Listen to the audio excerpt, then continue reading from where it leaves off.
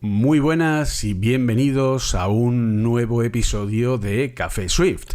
Un episodio un poco diferente, porque tal vez, solo tal vez, puede ser que a lo mejor, en vez de estar oyéndonos como suele ser lo habitual, pues a lo mejor nos estáis también viendo.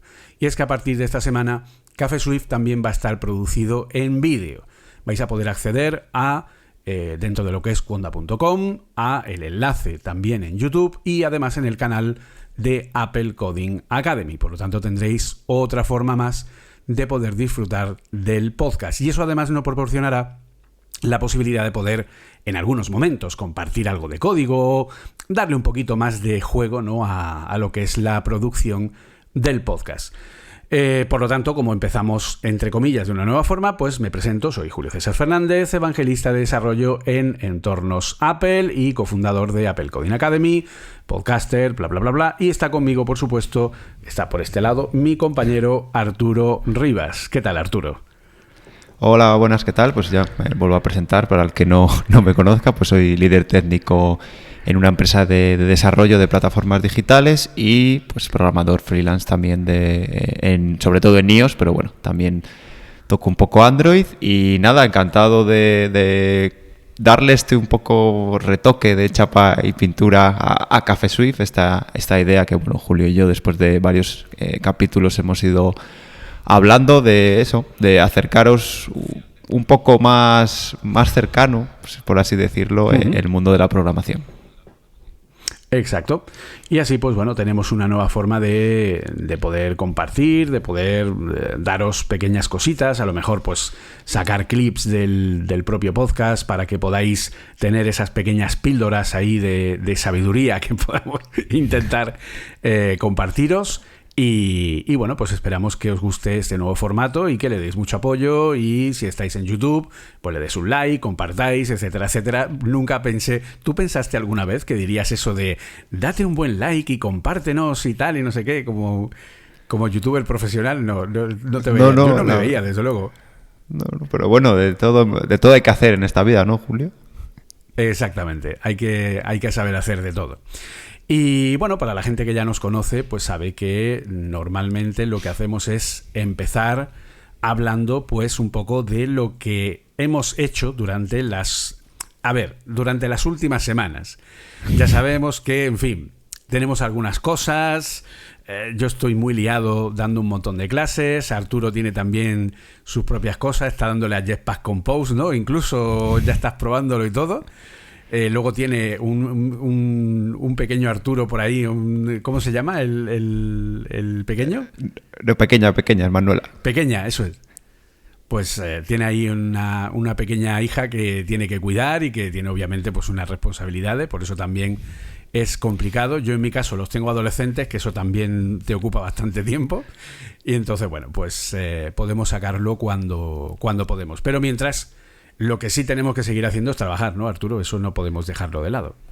Sí, efectivamente. Y bueno, siempre nos gusta meternos en los fregados y yo estas últimas semanas he estado en varias cositas y además precisamente me gustaría comentarlas porque son cosas con las que no había trabajado normalmente. Y es que la primera de ellas, Julio, es que he descubierto, bueno, una de las plataformas que tenemos, la base de datos está en Mongo.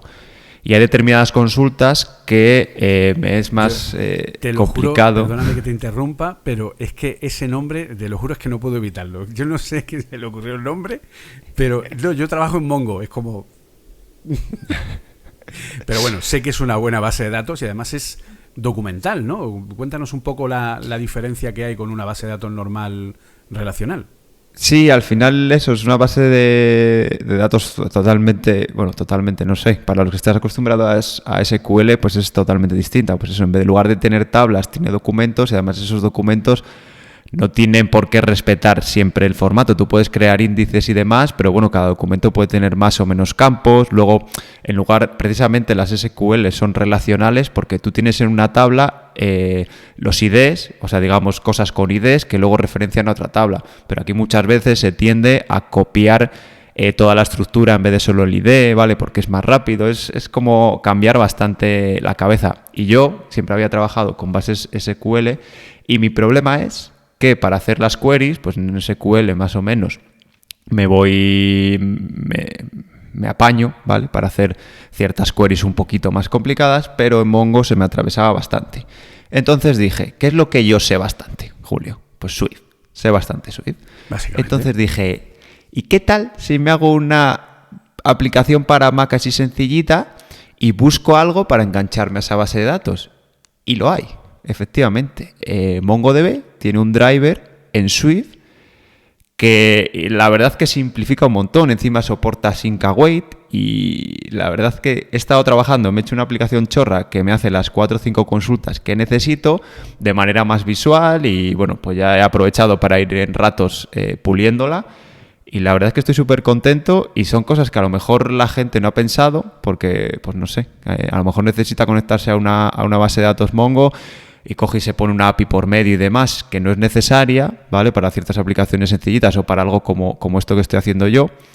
Y he juntado, yo creo que he encontrado este driver con algo muy bueno que pasa últimamente en el mundo de Apple, que es SwiftUI, con el que puedes hacerte una interfaz sencilla, claro, sin tener un diseño ni nada, algo muy nativo, muy sencillito, ¿vale? Muy parecido a la propia interfaz del sistema, en 2 patadas y eso, en lugar de, en mi caso, en lugar de aprenderme cómo se hacen queries bien en Mongo, me he desarrollado una aplicación para utilizar este driver, ¿vale? Con las cosas que ya sabía. No sé cómo lo ves, Julio, si a lo mejor estoy matando moscas a cañonazos. No, en principio yo lo veo bien. De hecho, no me extraña que Mongo tenga un driver para Swift, aparte porque en Vapor está soportado. O sea, es una de las bases de datos a las que te puedes conectar desde Fluent. Y luego, pues hombre, el jugar con la mezcla utilizando SwiftUI, que siempre es mucho más práctico, etcétera, no está mal nunca el ponerse a experimentar y hacer pruebas y a probar novedades, ¿no? Yo igual no tenía intención de hacer nada sin principio con la isla dinámica de la que hablaremos luego, pero en principio, me puse a experimentar un poco y saqué ahí una cosa interesante. Siempre, los experimentos siempre son buenos, sobre todo el hecho de que te hayas podido montar tu propio, tu propia utilidad de base de datos para poder gestionar y hacer lo que te sea necesario, está muy bien. Sobre todo, yo ese es el punto por el que todavía no he tocado nada de Mongo, a pesar de que me lo han recomendado mucho, que yo soy persona de base de datos relacional. De hecho, yo empecé a trabajar en el año 98 como desarrollador en base de datos Oracle, y toda mi carrera ha sido con bases de datos relacionales. Entonces, claro, una documental es como, qué miedo, ¿no? O sea, es como, no sé cómo enfrentarme a eso, ¿no? De alguna manera. Sí, a ver, al final mi pensamiento, porque no se puede saber de todo, ¿vale? Entonces fue, ¿qué hago? ¿Me pongo a saber también de Mongo un poco o cojo las herramientas que tengo y consigo tener una herramienta? Porque aparte, lo bueno que esto me sirve para este caso concreto, pero también me sirve para tener un proyectillo en mi repositorio, ¿vale? Para tirar de ejemplo, si el día de mañana tengo que hacer un proyecto parecido. O sea, es como guardártelo ahí en el almacén de un código que has hecho tú, con muchos comentarios y demás, para que el día de mañana pueda utilizar eso. Porque, a ver, tecnologías hay miles y es que no se puede abarcar absolutamente todo. Entonces, os lo pongo como ejemplo porque a veces es mejor coger con las herramientas que tienes y ir un poco más allá en las herramientas que tienes. Es decir, especializarte en 3 cosas que saber un poco de 5.000. O sea, a veces hay que tener ese equilibrio, y más en el mundo del desarrollo, que es que al final ya solo estar actualizado en las tecnologías que conoces ya es un sobreesfuerzo. Entonces ya imagínate tener que estar todo el rato conociendo nuevas tecnologías, que al final te vuelves un poquito loco. Y enganchando... Tú además que trabajas tanto con iOS como con Android, que al final ahí tienes diferentes lenguajes, diferentes tecnologías, diferente todo. Entonces eso también influye. Sí, efectivamente. Y bueno, no saliéndonos, enganchando con el tema de SwiftUI, también he podido subir en una de las aplicaciones en las que trabajo la versión mínima a iOS 13. Entonces, claro, se me ha abierto un mundo nuevo, un mundo lleno de SwiftUI, lleno de Async Await, ¿vale? lleno de un montón de cosas. Has podido subir, ¿no?, la versión mínima de tu proyecto a iOS 13. Efectivamente. Y entonces, claro, ahora mismo puedo utilizar SwiftUI para todo lo nuevo, ¿vale? Porque como, bueno, hemos hablado muchas veces, no tiene sentido ahora ponerte a tirar todo, ¿vale? Porque el código de UIKit que has hecho sigue funcionando. Con lo cual, lo nuevo sí tiene sentido hacerlo en SwiftUI, pero lo antiguo no tiene sentido refactorizarlo. Pero claro, SwiftUI se tiene que hablar con UIKit. Y ahí, bueno, pues he tenido mis más y mis menos hasta que ya le coges el tranquillo, ¿vale? Porque yo hasta ahora solo había trabajado, o sea, había hecho alguna vista aislada, pero solo había trabajado principalmente con ellos por separado. Y lo que sí que no había hecho es, desde una vista en SwiftUI, llamar a controladores de UIKit, ¿vale? Entonces, claro, pues nuevos retos y, bueno, la verdad que bastante bien. Ahora ya cuando lo pillé, pues muy rápido, me he hecho algunos helpers y algunas funcioncillas. Y el único problema que he tenido, Julio, que seguramente te habrá pasado, es que SwiftUI para iOS 13, cuando quieres hacer, o sea, a nada que quieras hacer algo más, me he hecho también pues bastantes extensiones del protocolo Vue que me ayudan a jugar un poco con esas cosas que no tengo disponibles, eso, y tengo como las excepciones, ¿vale?, para iOS 13. Y ya por último, pues la última cosilla en la que he estado trabajando, he estado experimentando con la API de HealthKit, ¿vale? Porque, bueno, y a lo mejor me salgo un poco de este podcast, algo que le pasa a HealthKit y a la monitorización de la salud de Apple en general es que recopila muchos datos, pero luego no profundiza más, ¿vale? Se queda ahí en la superficie en recopilar datos y no te da muchas métricas que te valgan, ¿vale? Entonces hay algunas aplicaciones que lo hacen, pero bueno, pues algunas tienen algunos problemas. Entonces, bueno, pues me dije, a lo mejor hay un sitio ahí y me digo, pero lo primero para querer hacer una aplicación que te muestre métricas es conectarse a HealthKit. Y he visto que la verdad es que es muy sencillito, tiene como unas especies de queries, y lo que me ha llamado la atención, que por eso lo traigo aquí, es que hay un HealthKit UI. Es decir, que hay que además de darte los datos, ¿vale?, de traerte, digamos, el modelo de datos o los datos que ha guardado HealthKit con los diferentes sensores que tienen los dispositivos de Apple, también tiene una interfaz gráfica en el framework. O sea, que te da directamente, entiendo que gráficos, todo tipo de información que sea interesante en ese sentido. Sí, al final es como tener la aplicación de salud que hay en el móvil, pues más o menos esas vistas te las suele dar, lo cual ahora quizás no es tan interesante porque tenemos Swift Charts, ¿vale?, que ya hemos comentado, no, es Swift UI Charts, ¿vale?, para hacer gráficos, pero cuando había que hacer los gráficos un poco a manija, que era bastante complicado, pues venía muy bien, porque ya os digo que antes, Julio, seguro que me das razón, hacer una gráfica en Swift, o sea, en Swift UI, incluso en Swift UI un poco más sencillo, pero ya en UIKit te explotaba la cabeza para hacer cualquier tipo de gráfica. No, porque tenías que ponerte a nivel mucho más de bajo nivel y era un auténtico lío. O sea, no. O sea, ahora desde luego, con Swift Charts, lo que pasa es que, claro, tienes que tener iOS 16, se simplifica un montón, y si encima ahora HealthKit pues te puede dar interfaces de datos, etcétera, pues oye, perfecto. O sea, es decir, en ese sentido, chapó por Apple y por esa idea, sobre todo también de homogenización, ¿no? Entiendo de que la gente vea que hay una consistencia en los datos que te va mostrando en la propia aplicación y que vienen directamente desde la parte de HealthKit, ¿no? Que al final es la forma, es un poco como se suele hablar en seguridad, que cuando trabajamos con datos de salud, lo ideal es que esos datos de salud no los guardemos nosotros, sino que se lo demos al sistema, porque el propio HealthKit ya tiene su propia seguridad para almacenar esa información, sus controles de privacidad, etcétera, etcétera. Por lo tanto, si estamos haciendo una app de salud, es muy conveniente que maneje datos de salud, es muy conveniente que echemos un ojo a HealthKit y guardemos los datos que necesitemos dentro de HealthKit, porque ahí es donde van a estar mejor guardados, mucho más seguros y mucho más privados que si lo hacemos en nuestra aplicación. Sí, eso es, porque muchas veces, pongo este ejemplo, o sea, ponemos este ejemplo de datos de salud, pero cualquier otros datos o cualquier otra cosa que quieras hacer, nuestras recomendaciones, mírate primero si hay algo que te lo simplifique, porque lo mismo que hay cosas que no tienen sentido, algunos, y aquí vamos con las librerías de terceros, que no tienen sentido porque son dos patadas para hacer algo tuyo utilizando las herramientas del sistema, hay otras veces que te pones a reinventar la rueda y hay algo en el sistema que te lo hace. No sé, yo creo que vi una vez, al principio de empezar a desarrollar para iOS, que alguien se había montado una manera de guardar preferencias.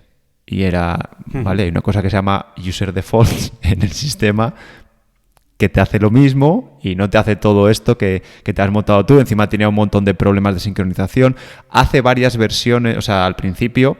Ahora mismo User Defaults incluso ya no tiene el método este que se llamaba Synchronize, ¿vale? Que es en el momento que realmente escribe en el disco.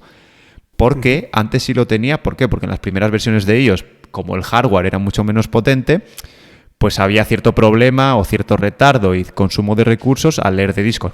Ahora mismo, pues con los discos que tienen ahora mismo los equipos de Apple, es inmediato, pero antes había problemas. Entonces, él se había currado el sistema y tenía un montón de problemas de sincronización y de rendimiento, porque claro, tenía que volver a leer todos los ficheros, o sea, no lo había hecho tan bien como debería y sobre todo que era más complicado de llamar.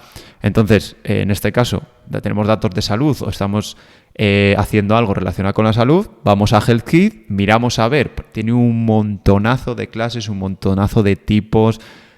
Es que, o sea, no... El que le interese que se ponga a mirar la API, porque de verdad hay un montón de tipos de datos que puedes guardar, además de los que ya guarda la propia Apple. Es decir, tú si tienes una aplicación o un cacharro que mide las pulsaciones, puedes guardarlo como lo está guardando el Apple Watch cuando te mide el ritmo cardíaco, ¿vale? Puedes utilizar lo que ya hay o otro montón de métricas que están en la propia API. Incluso creo que puedes hacer algunas métricas personalizadas. No tienes libertad total, pero creo que puedes personalizar algunas métricas y ya te aseguras que se guardan de forma segura y además ya te aseguras de que puedes acceder de la API, que APIs que aplicaciones de terceros también y el propio sistema, la propia aplicación de salud pueda acceder a ellas y también mostrarlo en las métricas si el usuario lo está viendo desde allí, pero además te aseguras de que se guardan en la nube de forma segura, de que el usuario si cambia de móvil va a seguir esos datos ahí, ¿vale? Te da un montón de cosas hechas. Exacto. Por lo tanto, a ver, como conclusión final, ¿vale? No reinventéis la rueda, ¿vale? Primero mirad a ver lo que hay, porque de hecho, por ejemplo, el User Defaults que hemos estado comentando, ahora tiene hasta un Property Wrapper. Desde hace unas cuantas versiones tenemos un @AppStorage que funciona tanto en SwiftUI como en UIKit, que directamente tú pones @AppStorage, variable, el nombre que tú quieras ponerle, es de tipo string, por ejemplo, es igual a tal valor, que es el valor por defecto cuando el elemento no existe. Pues automáticamente ya tienes un User Defaults grabado. Basta que actualices el valor de esa variable y se va a actualizar solo en el User Defaults sin tener que hacer absolutamente nada. Y además, si usas SwiftUI, AppStorage refresca la interfaz, por lo que lo tienes aún más fácil y más sencillo. O sea que no busquéis, si estáis utilizando datos de salud, miraros, como ha comentado Arturo, el tema de HealthKit, porque os va a dar una muy buena solución y es ahí donde tenéis que almacenar los datos de salud y no en vuestra propia aplicación. Exacto. Y nada, Julio, que hoy venía yo cargadito de cosas. Cuéntanos en qué has estado tú trabajando. Pues básicamente yo he estado liado con con formaciones, ¿vale? En este momento estoy dando una formación por la mañana a la gente de Globant en SwiftUI, donde está también nuestro amigo Adolfo Vera, que está ahí con la formación dentro de Globant. Y nada, pues entonces están ahí dando esta formación de todo SwiftUI, ya con iOS 16, las opciones que hay, etcétera, etcétera. Un poco ahora estamos acabamos de terminar de ver toda la parte de Async Await. Y luego pues también acabo de terminar una formación de desarrollo docente. desarrollo docente, que es la última parte, que es la parte de cómo enseñar a enseñar. Es decir, tenía a varios profesores del Colegio Brains Internacional, a los cuales saludo desde aquí si nos escuchan, y bueno, pues ellos hicieron primero un primer módulo de Swift, luego hicieron un primer módulo, básicamente para asentar conocimientos en Swift, porque algunos de ellos ya tenían conocimientos en el lenguaje.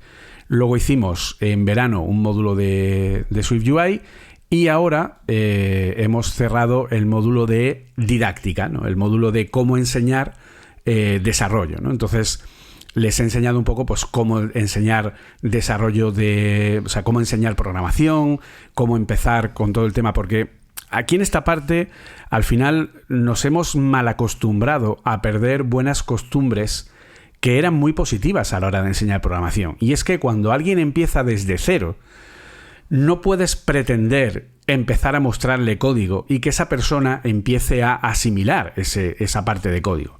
Yo mismo, en formaciones anteriores, en el pasado bootcamp, etcétera, pensé que podía esto funcionar, pero luego me di cuenta que no. Me di cuenta que era mucho más complicado para el alumno el entender esos conceptos, insisto, cuando viene de 0-0, ¿vale? O sea, cuando no tiene experiencia previa en desarrollo en programación. Entonces, en ese caso, lo que he hecho ha sido incorporar una serie de elementos, y se entiende que los alumnos que empiezan en un instituto, a partir de los 11-12 años, pues no tienen esa experiencia previa. Entonces, esos chavales no pueden empezar a tocar código directamente, cosa que, como siempre, los padres es como, no, mi niño que toque robots, que toque tal. Ay, es que lleva un trimestre de programación y todavía no ha tocado un cacharro. No, señora, caballero, espérese usted. O sea, lo primero que tiene que aprender ese muchacho es ¿qué es un programa? ¿Qué es un algoritmo?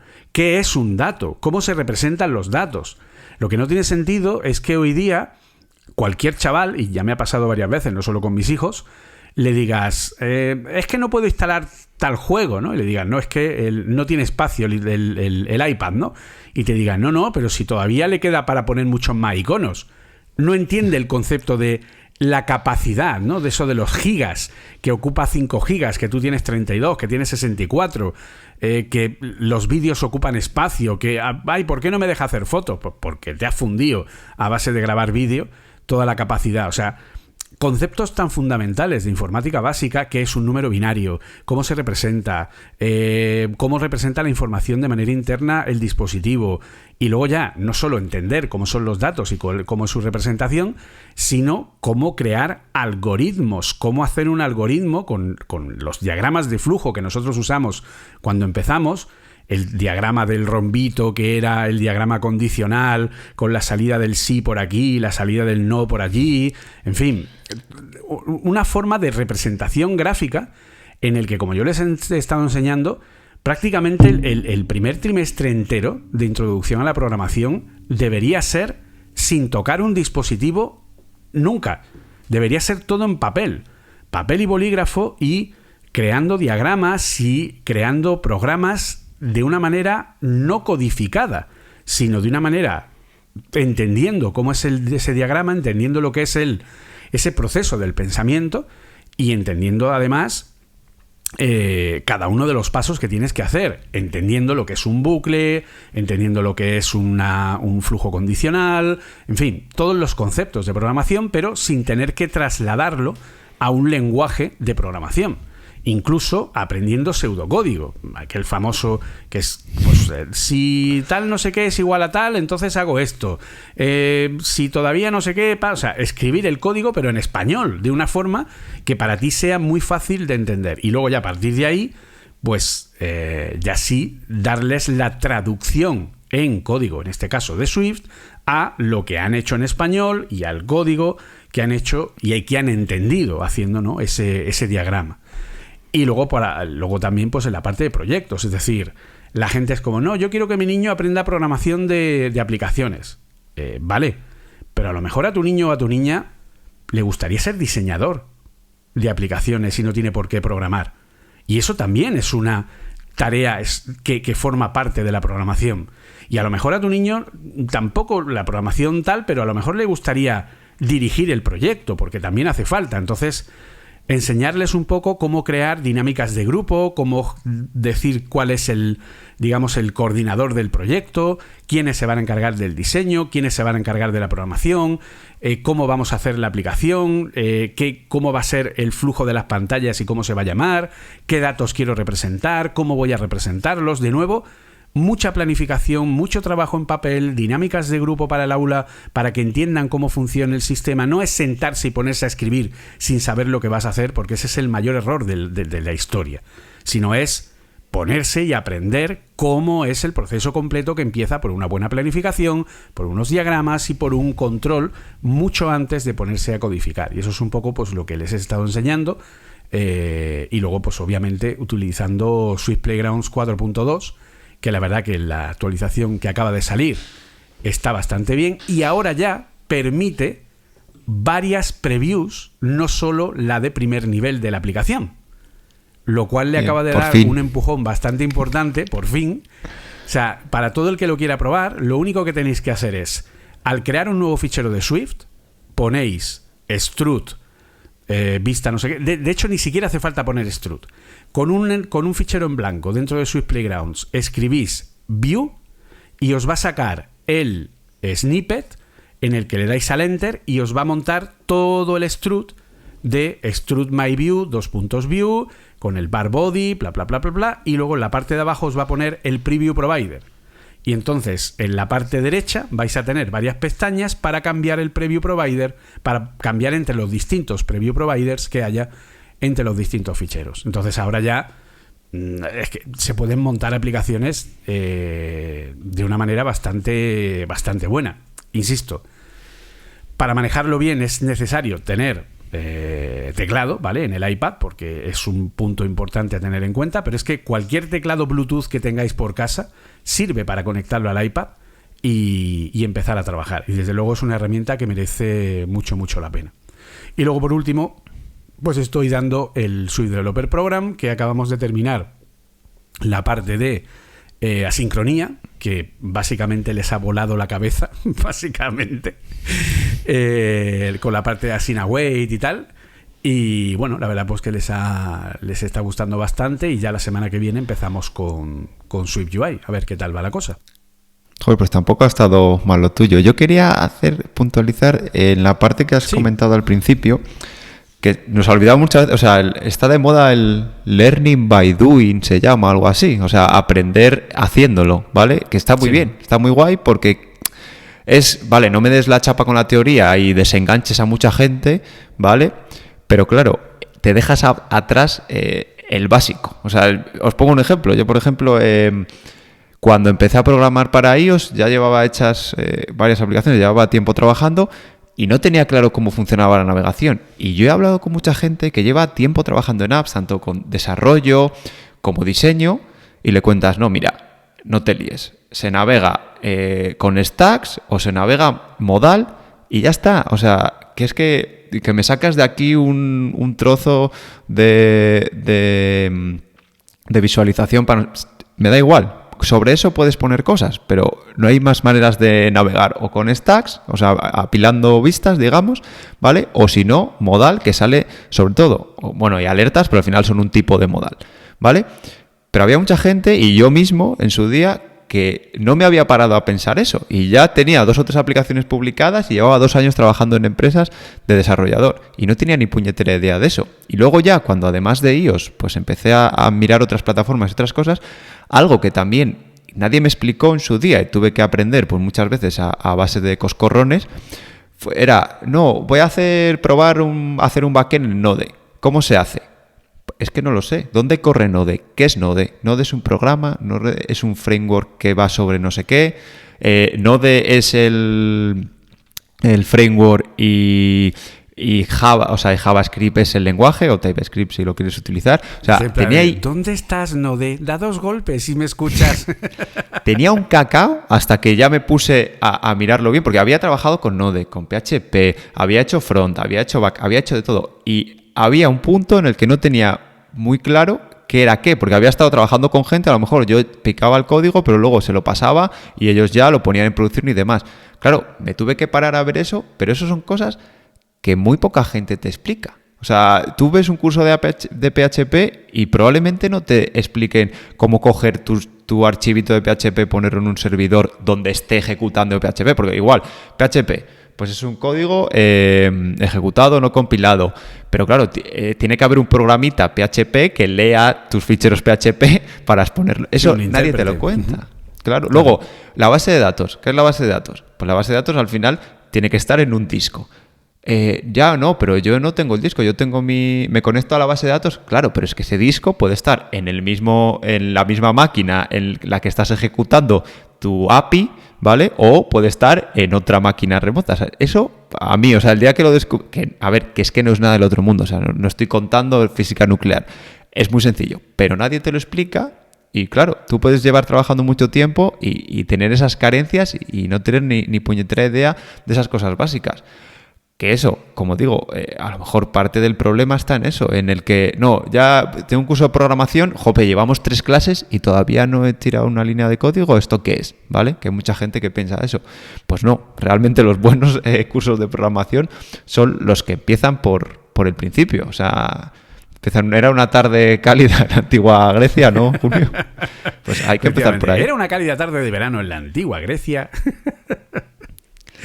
Pero es así, efectivamente, es back to the roots, es volver a lo básico, porque muchas veces nos olvidamos, queremos empezar rápido. Yo tengo uno de los alumnos que tengo en este Swift Developer Program, le pasa eso, o sea, se lo nota que está ansioso ya por empezar a tocar aplicaciones y tal, y yo le voy diciendo, no, tranquilo, que esto tiene un recorrido, que tiene unos pasos que hay que dar, porque si no, al final lo que se genera es una terrible frustración por parte... O sea, eso fue lo primero que yo aprendí como formador, es que como intentes aprender el lenguaje y la API del lenguaje, en este caso Swift y Swift UI, a la vez, o sea, olvídate.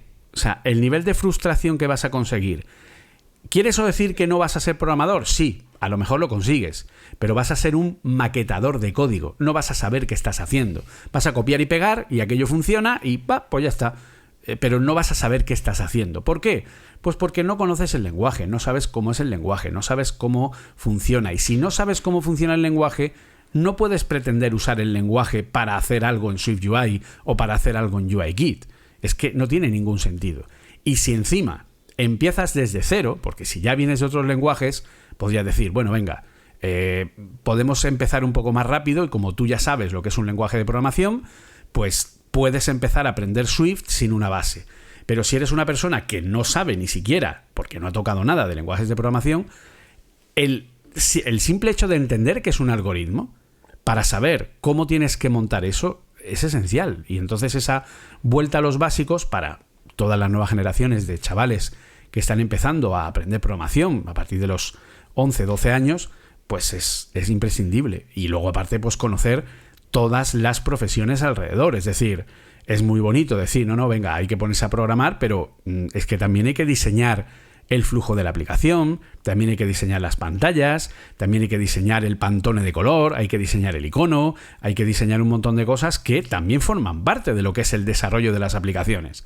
Entonces, todo eso es conveniente que los chavales lo conozcan y sepan cómo funciona, ¿no? Entonces, pues ahí, la verdad que ha sido una formación muy, muy bonita y bueno, que espero que dé buenos frutos. Perfecto, pues si te parece, Julio, pasamos ya a la sección de noticias. Esto es.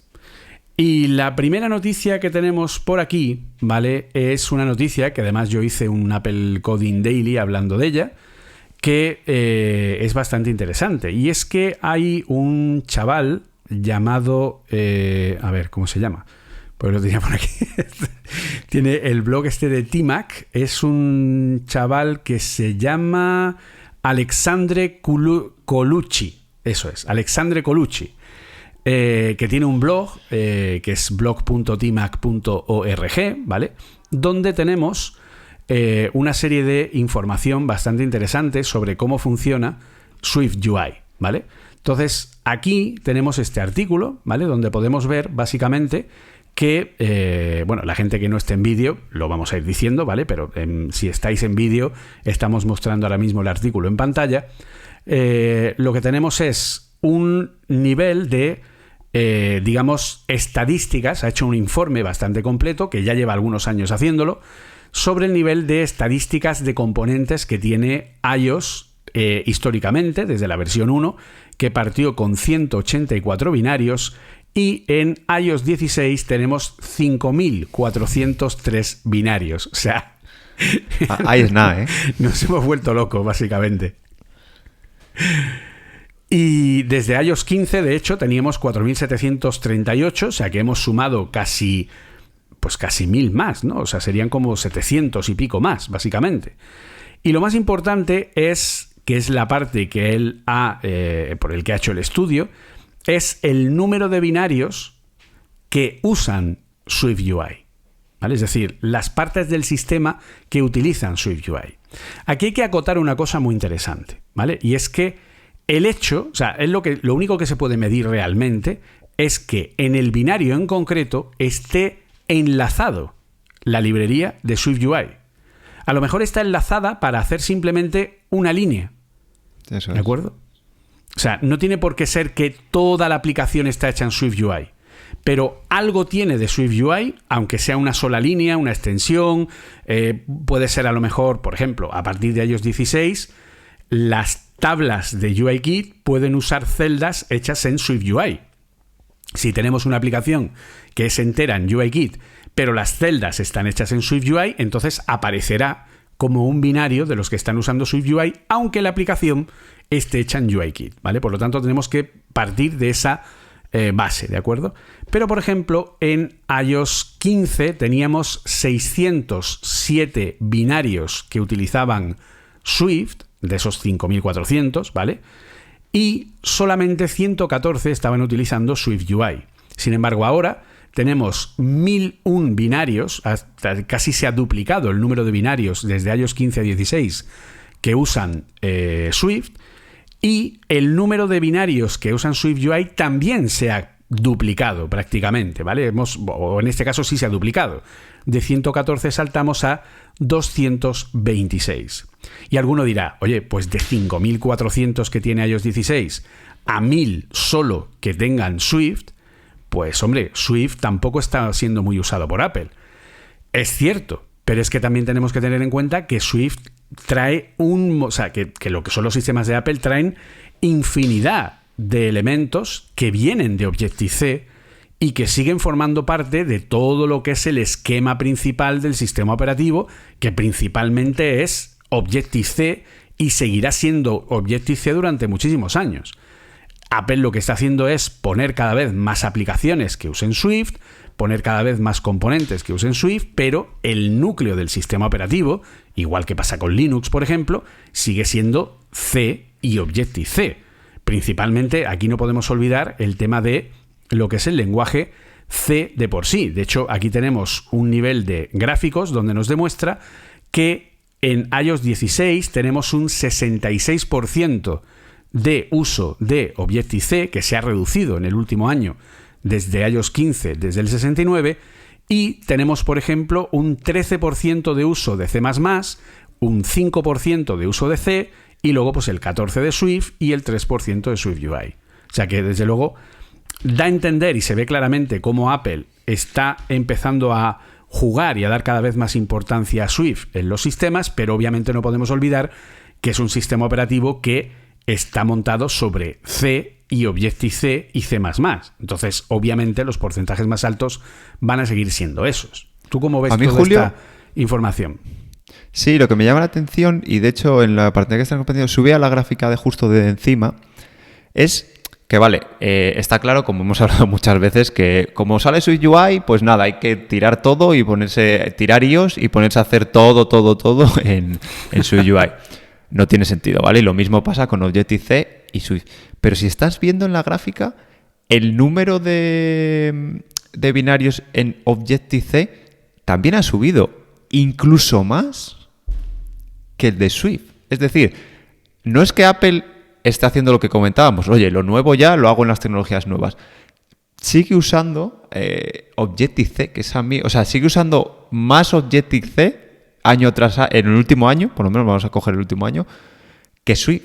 Es lo que a mí me escama. Supongo, creo, que tiene muchas librerías, muchos frameworks que heredan mucho de UIKit, que no sé por qué es mejor seguir haciéndolo en Objective-C, porque no nos equivoquemos. UIKit, aunque se pueda utilizar desde Swift, la base, ¿vale? La mayoría, y yo creo que cada vez que evolucionan, y de aquí estos datos, cada vez que evolucionan, yo qué sé, cómo haces una tabla, cómo haces cosas, eso lo siguen evolucionando Objective-C.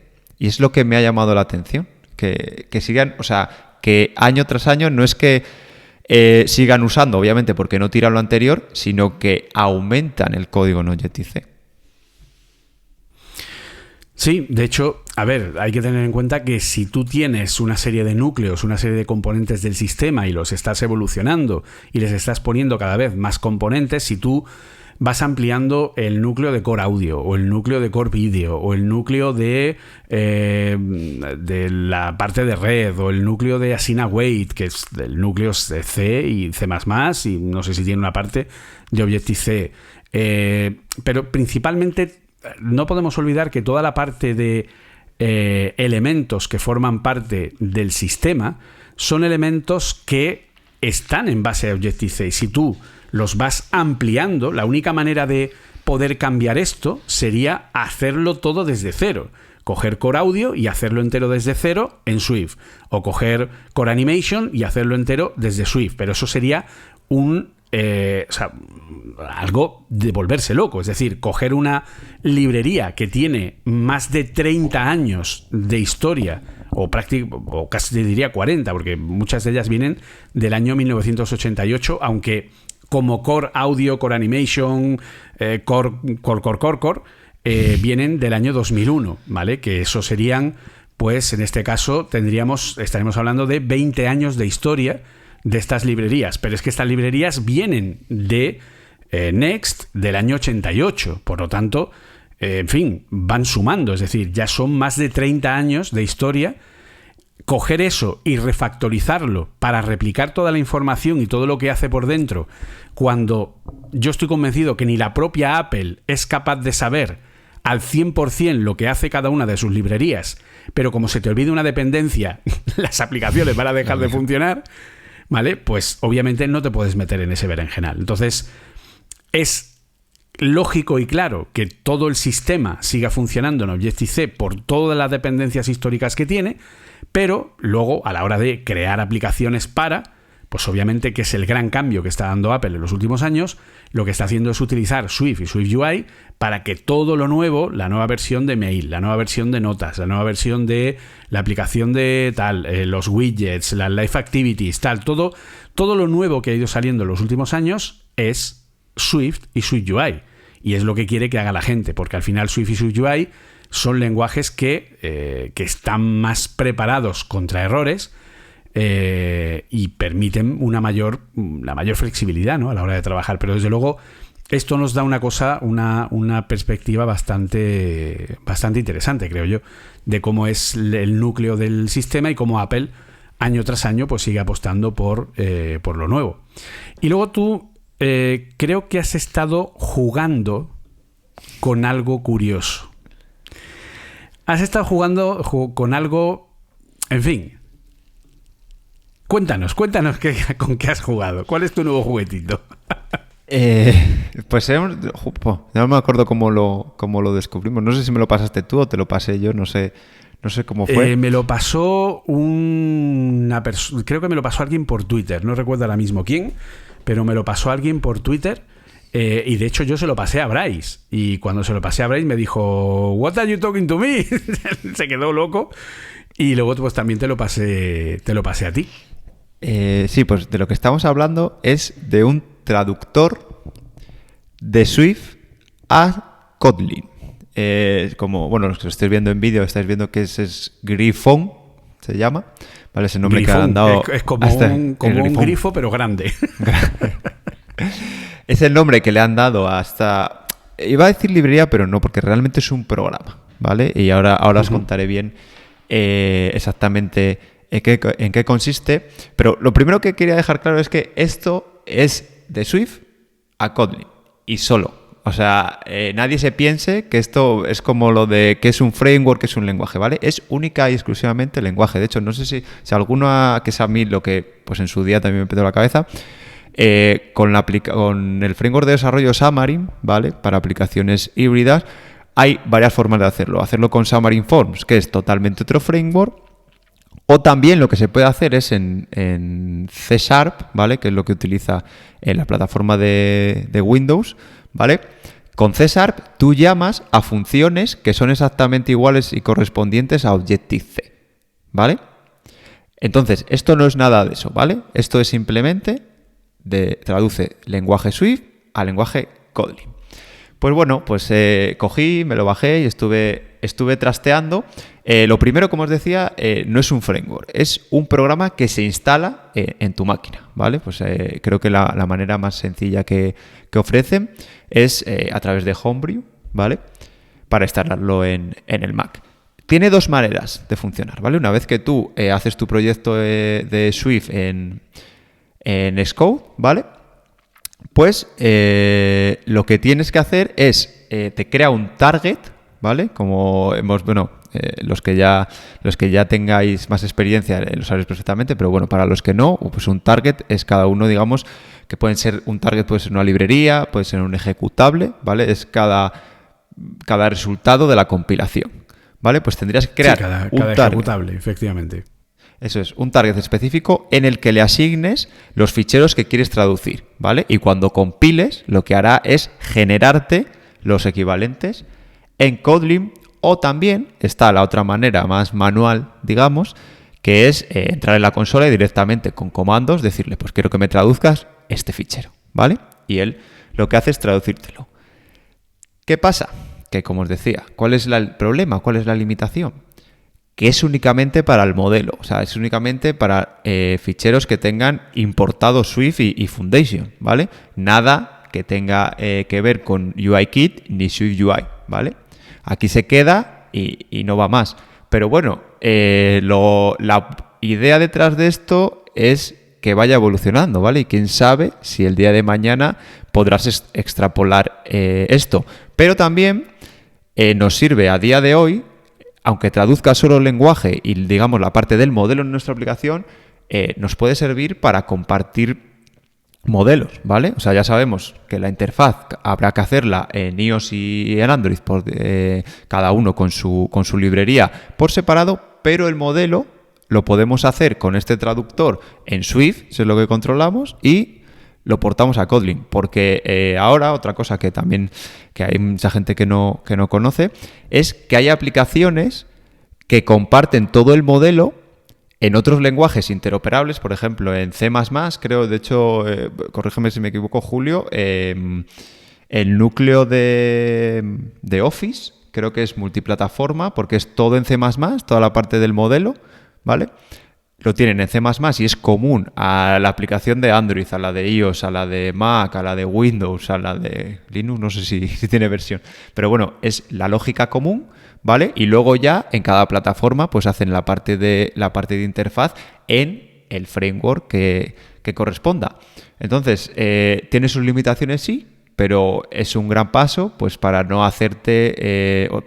en aplicaciones grandes, pues para poder tener la lógica del modelo conjunta. Sí. Pues como os decía, y de hecho os he puesto el ejemplo de Microsoft con Office, pero hay muchas más, ¿vale? Hay muchas empresas que tienen aplicaciones grandes y todo el core, ¿vale? Toda la lógica y el modelo de sus aplicaciones está muchas veces en C++, precisamente porque puedes compartir código entre, yo creo que todas las plataformas, ¿vale? Tanto móviles como de escritorio. Y luego ya en cada una de las plataformas utilizan el framework de desarrollo de interfaces de esa plataforma para, pues eso, para hacer al final la interfaz. Entonces, la verdad que muy curioso. Os animo, os dejaremos el enlace y Julio os está mostrando la página porque además tiene tiene el proyecto en GitHub, pero también tiene una página con documentación que es bastante útil.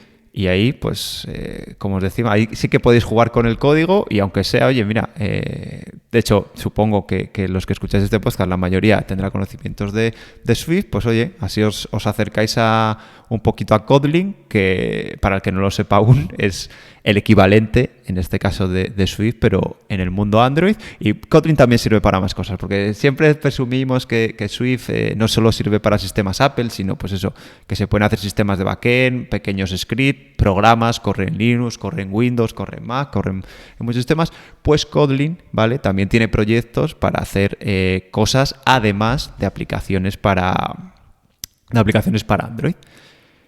Y sí, de hecho, nada más. Kotlin es un lenguaje de propósito general, tiene diversos niveles de compilación, tiene un compilador Kotlin.js que compila para hacer intérprete en web, tiene el Kotlin JVM, que es la parte que nosotros conocemos, donde quiero insistir en una idea muy importante, y es la idea de, que de hecho lo estuvimos hablando no hace demasiado, y hace muy poco estuve viendo un vídeo de nuestro amigo Antonio Leiva, el gran gurú de Kotlin y de Jetpack Compose, etcétera, que saludamos desde aquí si nos escucha. Antonio Leiva hace no mucho hizo un vídeo en TikTok, ¿vale? Que podéis seguirlo ahí también, donde explicaba lo que es el romper la leyenda urbana, que mucha gente piensa que Kotlin es una traducción de Java, que Kotlin por detrás es Java y luego ya de Java pasa, y entonces claro, es como, no, esto es como una traducción, no, estáis muy equivocados. Kotlin es un lenguaje con entidad propia. Lo único que Java, cuando compila a un bytecode, que es un código intermedio, que ese es el código que se ejecuta en la máquina virtual Java de la oficial, ¿de acuerdo? La que tiene Android en este sentido, o la que podría tener cualquier sistema, ¿vale? Porque esto se puede utilizar para utilizar la máquina virtual Java ya no solo para Android, sino para cualquier cosa, porque, insisto, Kotlin es un lenguaje de propósito general. Pero es que pasa igual con Scala. Scala es capaz de compilar a JVM y lo que hace es traducir, igual que hace Kotlin, su código Kotlin y su código Scala a la JVM, es decir, al bytecode. No pasa por Java, ¿vale? No es un Kotlin a Java y Java a JVM. No. Kotlin es un lenguaje completamente nuevo, es un lenguaje con un montón de paradigmas con los que Java no puede ni soñar, sobre todo cuando lo usamos en las versiones más comunes, que lo suele usar la mayoría de la gente, que son Java 7, Java 8, a pesar de que ya va por la 14, 17, o no sé por dónde vaya Java. Pero, insisto, Kotlin es un lenguaje que tiene mucho más poder, mucha más capacidad, mucha más versatilidad, que se ha trabajado mucho más. Para mí, sinceramente, es un lenguaje muchísimo mejor que Java, pero que tiene esa posibilidad de poder compilar ese código Kotlin a la parte de bytecode que se ejecuta en un Java Virtual Machine. Y aparte, Kotlin también es capaz de hacer Kotlin Native, que es compilación a través de la arquitectura de compilación LLVM, que es la misma que usa Swift, para generar código binario para cada plataforma. Y con ello puedes conseguir hacer, pues por ejemplo, igual que en Swift tenemos Vapor, en Kotlin tenemos Cator, que es el equivalente en lado servidor en Kotlin, que también es muy usado en algunas empresas y que también es bastante versátil, funciona muy bien, etcétera. O sea que Kotlin es un lenguaje muy serio, muy bien hecho y, repito, por si alguien no se enteró, ¿de acuerdo? En 2017, repito, 2017, Google dijo Android is Kotlin first. ¿De acuerdo? O sea, no. Java no es el lenguaje principal de Android. Lo es Kotlin. Desde hace ya 5 años. Así que si todavía estáis con Java, creo que es el momento de que os plantearais que sois objeticearos. ¿Cómo se llamaría? Objeticegáis en el mundo de Swift. Es decir, si hoy nadie a nivel de desarrollo, casi nadie, a nivel de desarrollo de apps se plantea hacer algo en Objective-C, ¿vale? Debería pasar lo mismo en Android. Así que si aún desarrolláis con Java, estáis tardando en empezar a mirar Kotlin, ¿vale? Entonces, bueno, si también hacéis cosas con Swift, Esto podría ser una cosa interesante, esta aplicación, para que empecéis a ver cómo funciona Kotlin y os paséis a Kotlin y abandonéis ya por fin, por el bien de la propia humanidad, el café de Java. ¿De acuerdo? Sobre todo... Es que todo lo que empieza por Java me da grima, lo siento. Sobre todo lo que dice Julio, si venís de Swift, vais a ver Kotlin con muchísimos mejores Son primos hermanos, son muy parecidos. También hay opcionales, también hay closers. Pasa que los opcionales se llaman valores nullables, ¿no? Si no recuerdo mal. Los closers allí se llaman lambdas, que de hecho el nombre lambda es mucho más apropiado a lo que es un closer que el nombre de closer. Todo se ha dicho. Entonces... En fin, es muy parecido, ¿vale? Si estáis acostumbrados a Swift, Kotlin es un lenguaje que os va a resultar bastante familiar. Sí, y yo creo que cerramos ya las noticias con la última, en la que yo creo que Julio no va a estar de acuerdo conmigo, porque ya tenemos iOS 16.1 y la gran novedad de iOS 16.1, además de que salía la versión de iPad y también ha salido el equivalente de Mac, la gran novedad era que las Live Activities ya estaban en la versión pública, y a mí me han dejado un poco frío, porque sí, me he instalado un par de aplicaciones y tal, básicamente resultados de fútbol, y me gusta mucho cómo está incorporado y la idea, y cómo en mapas de iOS, cómo está cuando está reproduciendo algo. Pero más allá de ahí, Julio, pensaba que iba a llenarse el App Store, que iba a haber 50.000 artículos, que los ha habido, diciéndome aplicaciones que me iban a aportar un mogontón con esas Live Activity, pero me parece que no. No sé si tienes tú la misma opinión. Es que las actividades en vivo son muy limitadas, ¿vale? No es tan magia como podemos pensar. Es decir, a ver, es magia, pero es un primer paso a lo que son las actividades en vivo. Las actividades en vivo van a tener mucho más recorrido, y sobre todo el tema de la isla dinámica también tiene que tener mucho más recorrido, ¿vale? Si estáis viendo vídeo, yo estoy poniendo aquí ahora mismo un ejemplo en código que yo ya hice en su momento, que además hice una pequeña presentación en directo, y de hecho la tengo colgada en YouTube, de cómo funciona, ¿vale? Para ver básicamente cómo funciona. Y el quid de la cuestión aquí está en que el uso de la isla dinámica y de las actividades en vivo al final está muy limitado. Está muy limitado porque, en fin, porque primero tienen que ser cosas que yo inicie desde dentro de la propia aplicación. Y una vez lo inicio dentro de la propia aplicación, ahora ya es cuando digo, vale, ¿cómo funcionaría esto? Pues bien, si yo arranco una aplicación para mostrar cómo funciona, y al arrancarla quiero generar una actividad en vivo, ¿qué es lo que sucede? Pues que básicamente el problema está en que esa actividad en vivo tiene una serie de... esa actividad en vivo, para ser exacto, no quiere funcionar. O sea que no sé qué es lo que le está pasando aquí a esto. ¿Vale? Aquí no me está... vale, perdón, porque estoy intentando ejecutar el widget y no el... No me ha borrado los esquemas. Bueno, pues lo sigo contando mientras lo vemos normal.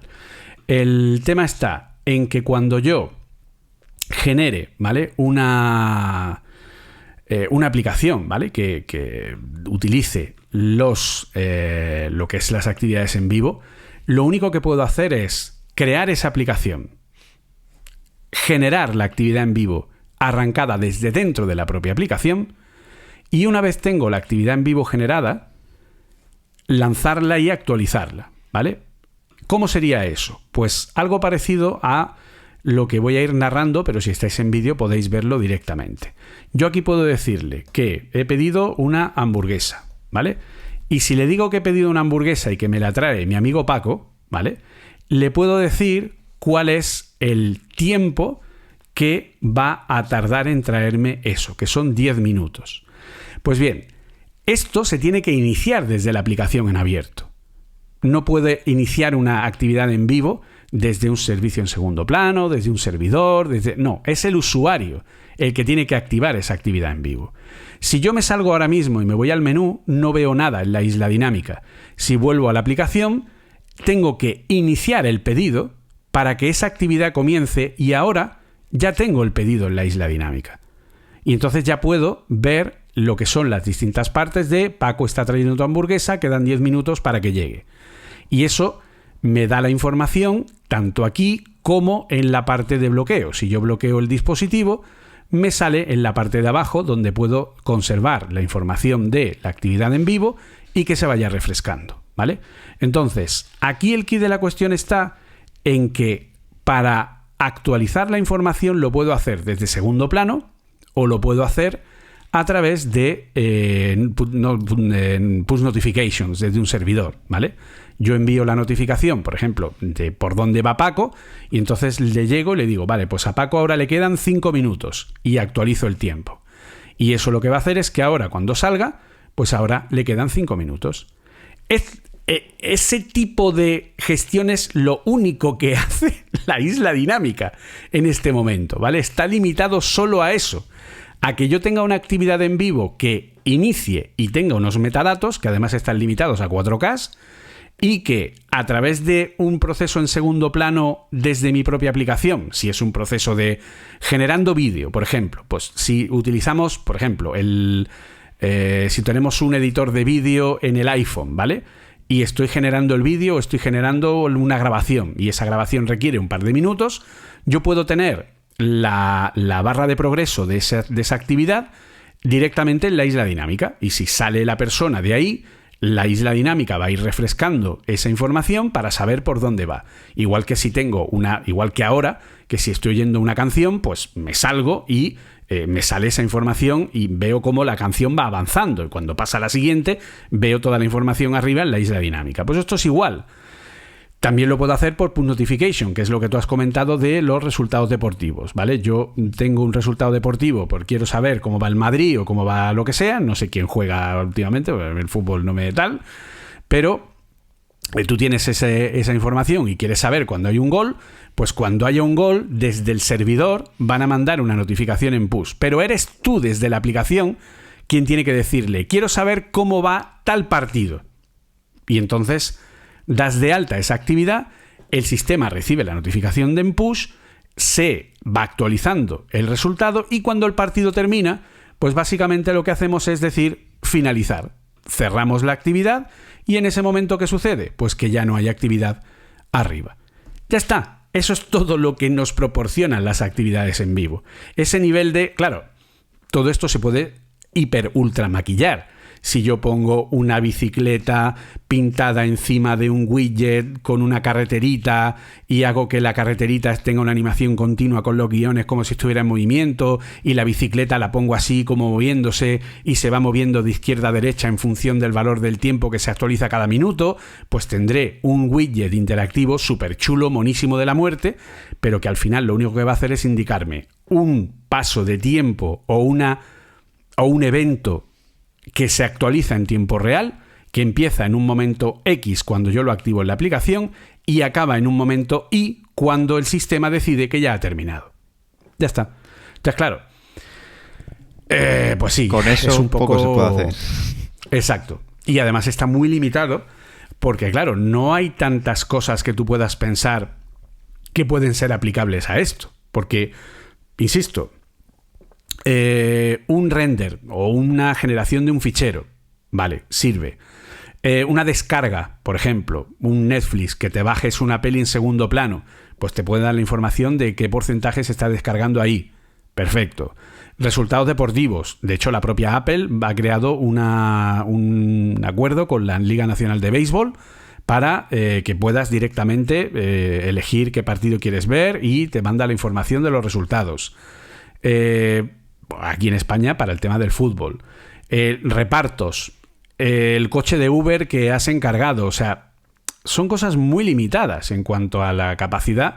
Pero claro, Apple siempre va muy, muy, muy despacito con todo.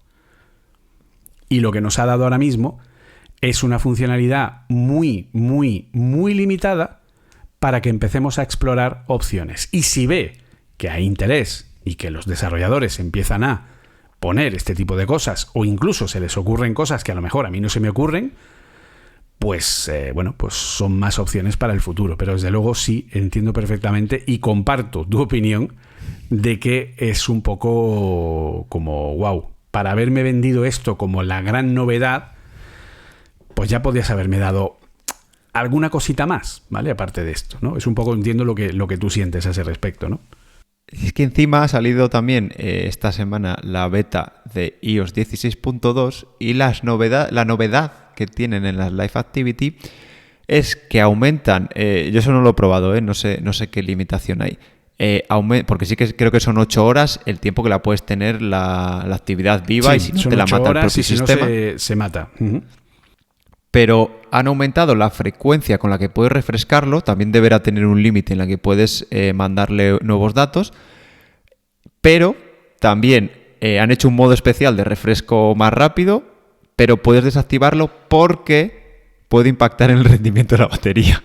Con lo cual, es todavía un jarro de agua fría, porque está súper limitado, pero es que encima está limitado porque no tiene porque tienen que tener cuidado con la batería. No sé si, lo que no sé seguro es si es solo en los móviles que tienen el Always Display o algo así, porque claro, en los móviles que no están todo el rato encendido, te va a dar igual, porque si la pantalla está en negro, te va a dar exactamente igual, o sea, no se va a estar refrescando. Pero claro, en los móviles nuevos, la gama 14, que tienen el display siempre encendido, claro, ahí sí que puede haber problemas.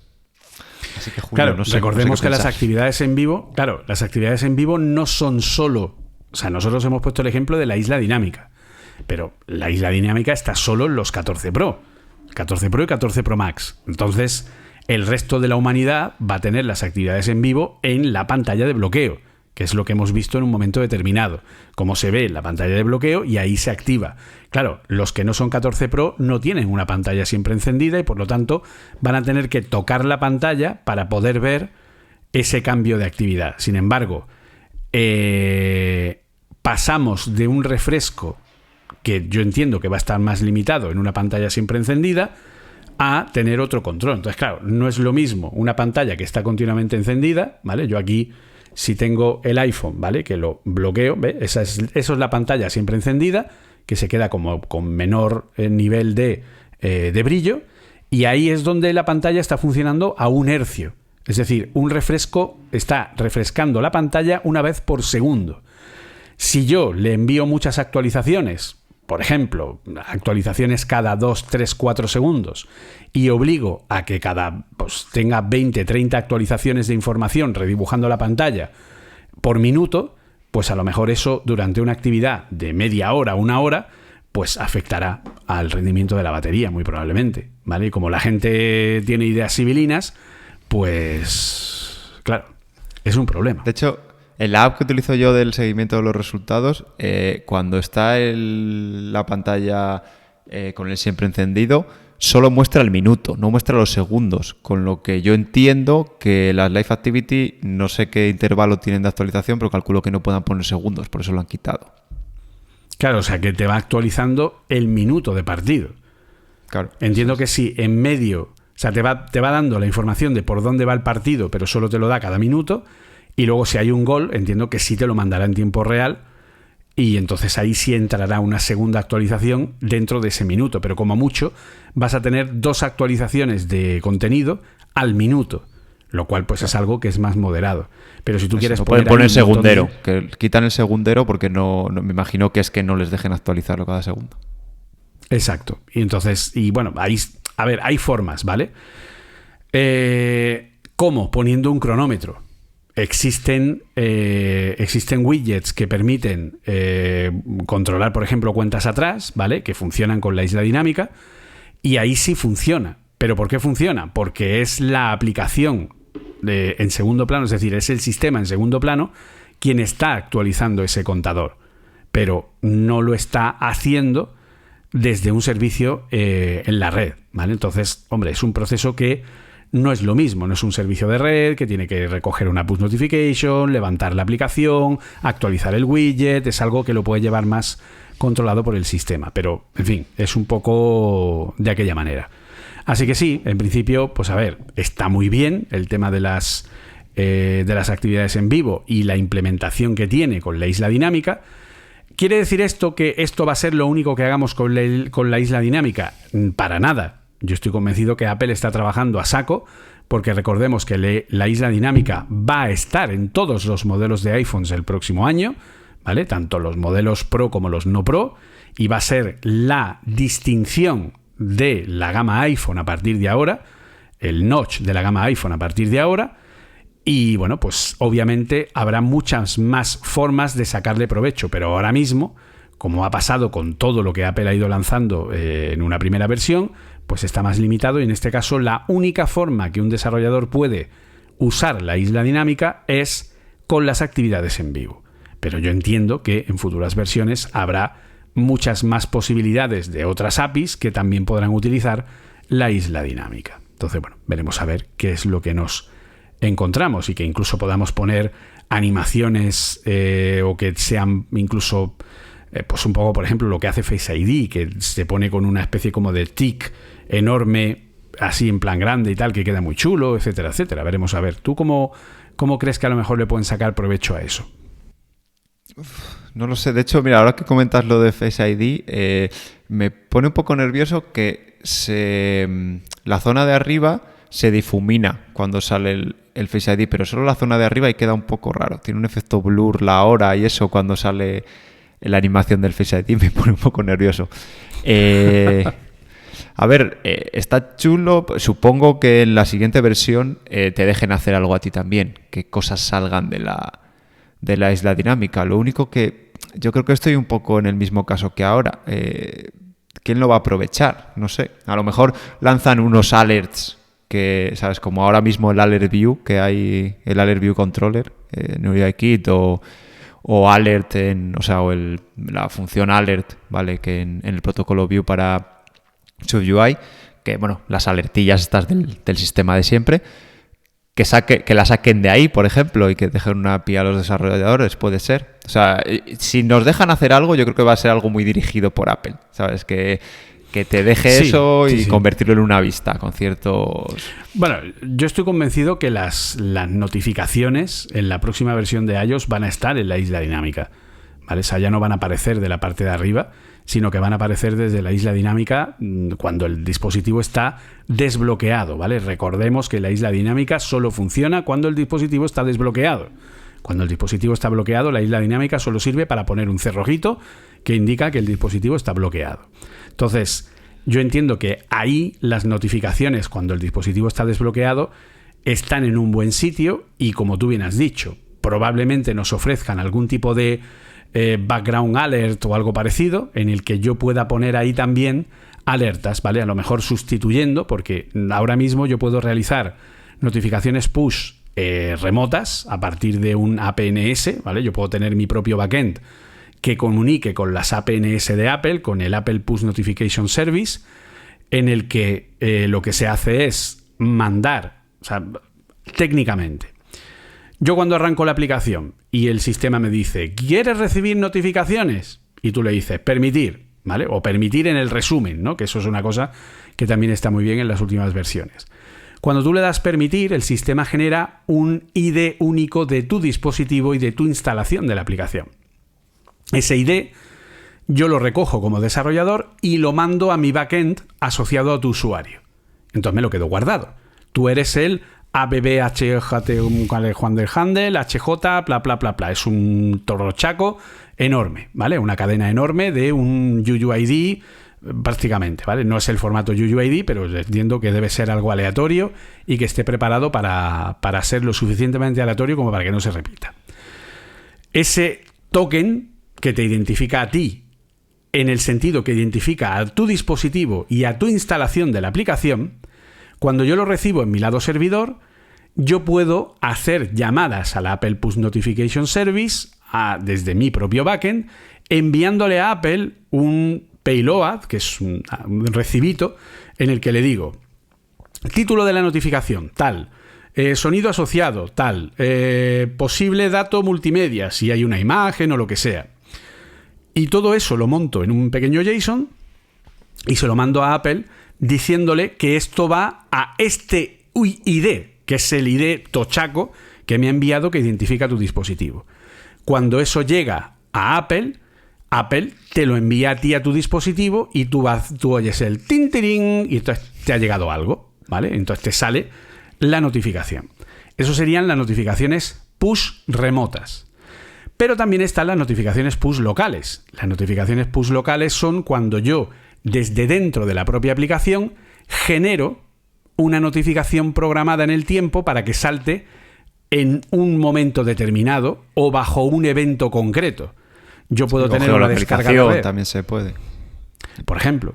Entonces, yo puedo, por ejemplo, tener un evento de red que es una descarga en segundo plano y que cuando acabe lance una notificación. Entonces tú te sales de la app, sigues jugando, viendo el TikTok, y cuando se ha descargado el contenido que está en la aplicación, te llega una notificación. ¡Pa, pa, pam! Ya se ha descargado.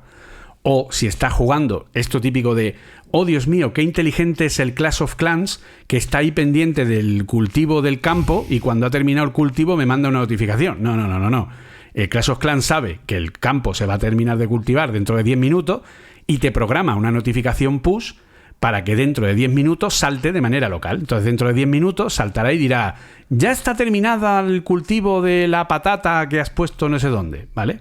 O incluso, que esto también lo hemos comentado alguna vez, yo soy el que tiene un juego, por ejemplo, y cuando tú te sales del juego, te dejo programada una notificación para que salte dentro de 2 días diciéndote ¡ay, hace mucho que no juegas a este juego! ¡Te echamos de menos! ¡Vuelve con nosotros!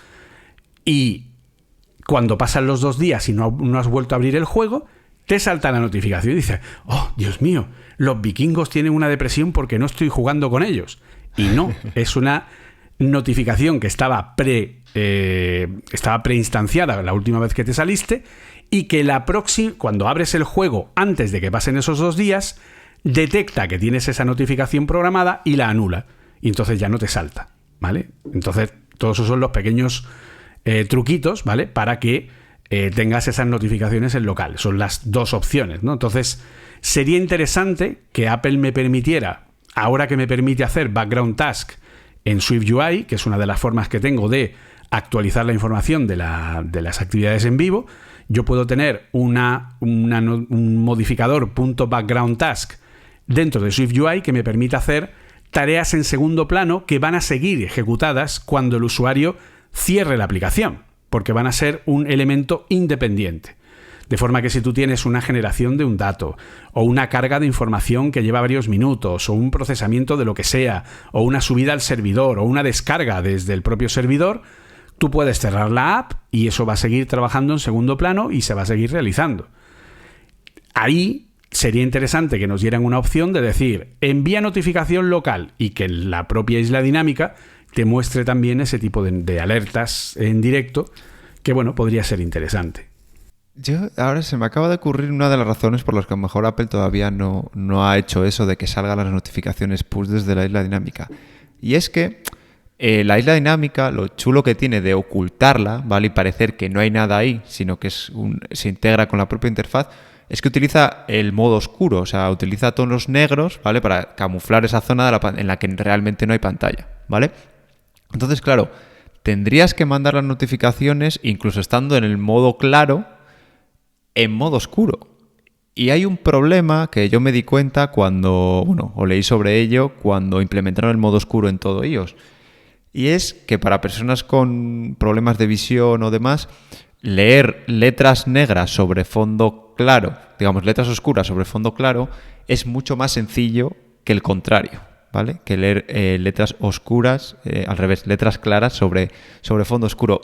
Entonces yo creo que Apple a lo mejor está pensando una manera de rediseñar las notificaciones de forma que las pueda mostrar en tonos oscuros, ¿vale? Desde esa isla dinámica, porque es que yo creo que mostrar una notificación tal cual como la tiene ahora, que tiene un fondo así un poco grisáceo y la letra en negro, a lo mejor queda un poco raro que salga desde esa isla dinámica que es negra en el fondo.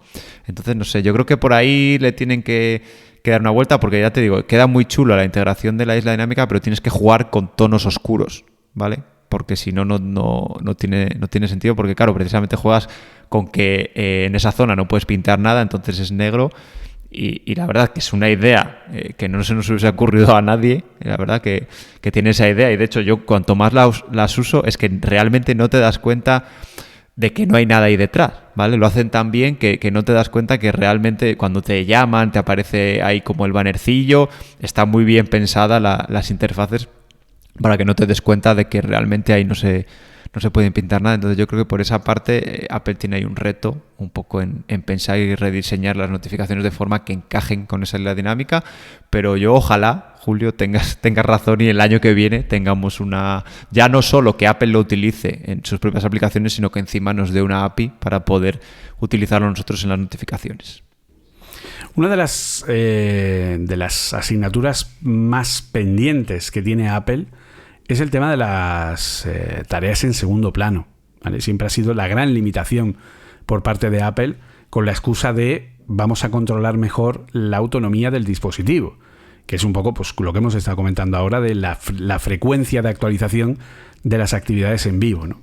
Pero, joder, es que ya va siendo hora, porque al final llega un momento en el que nos hemos acostumbrado tanto a que no podemos utilizar tareas en segundo plano, que al final, ¿qué es lo que sucede? Que todo el mundo que desarrolla, al final no las está utilizando. Entonces, incluso tú estás usando, por ejemplo, en un iPad, el iMovie, o estás utilizando, que es de la propia Apple, o estás utilizando LumaFusion o cualquier otro programa que lleva un proceso por detrás importante, y como te salgas de la app, se cancela, ¿vale? Porque no permite hacer ese proceso. Y ciertamente, para que se haga la gente una idea, esto es un problema de base. Por ejemplo, una cosa que yo puedo hacer desde hace mucho tiempo es tareas de red en segundo plano. Yo puedo generar una sesión de red que sea en background y puedo recuperar la sesión de red y ver cómo va. ¿Qué es lo que sucede? Que, a ver, no sé si esto lo han arreglado en las últimas versiones, pero en lo que yo he trabajado en versiones anteriores, tiene un pequeño gran problema. Y es que si yo tengo un recurso de red, por ejemplo, estoy descargando algo que ocupa 1 giga y pico.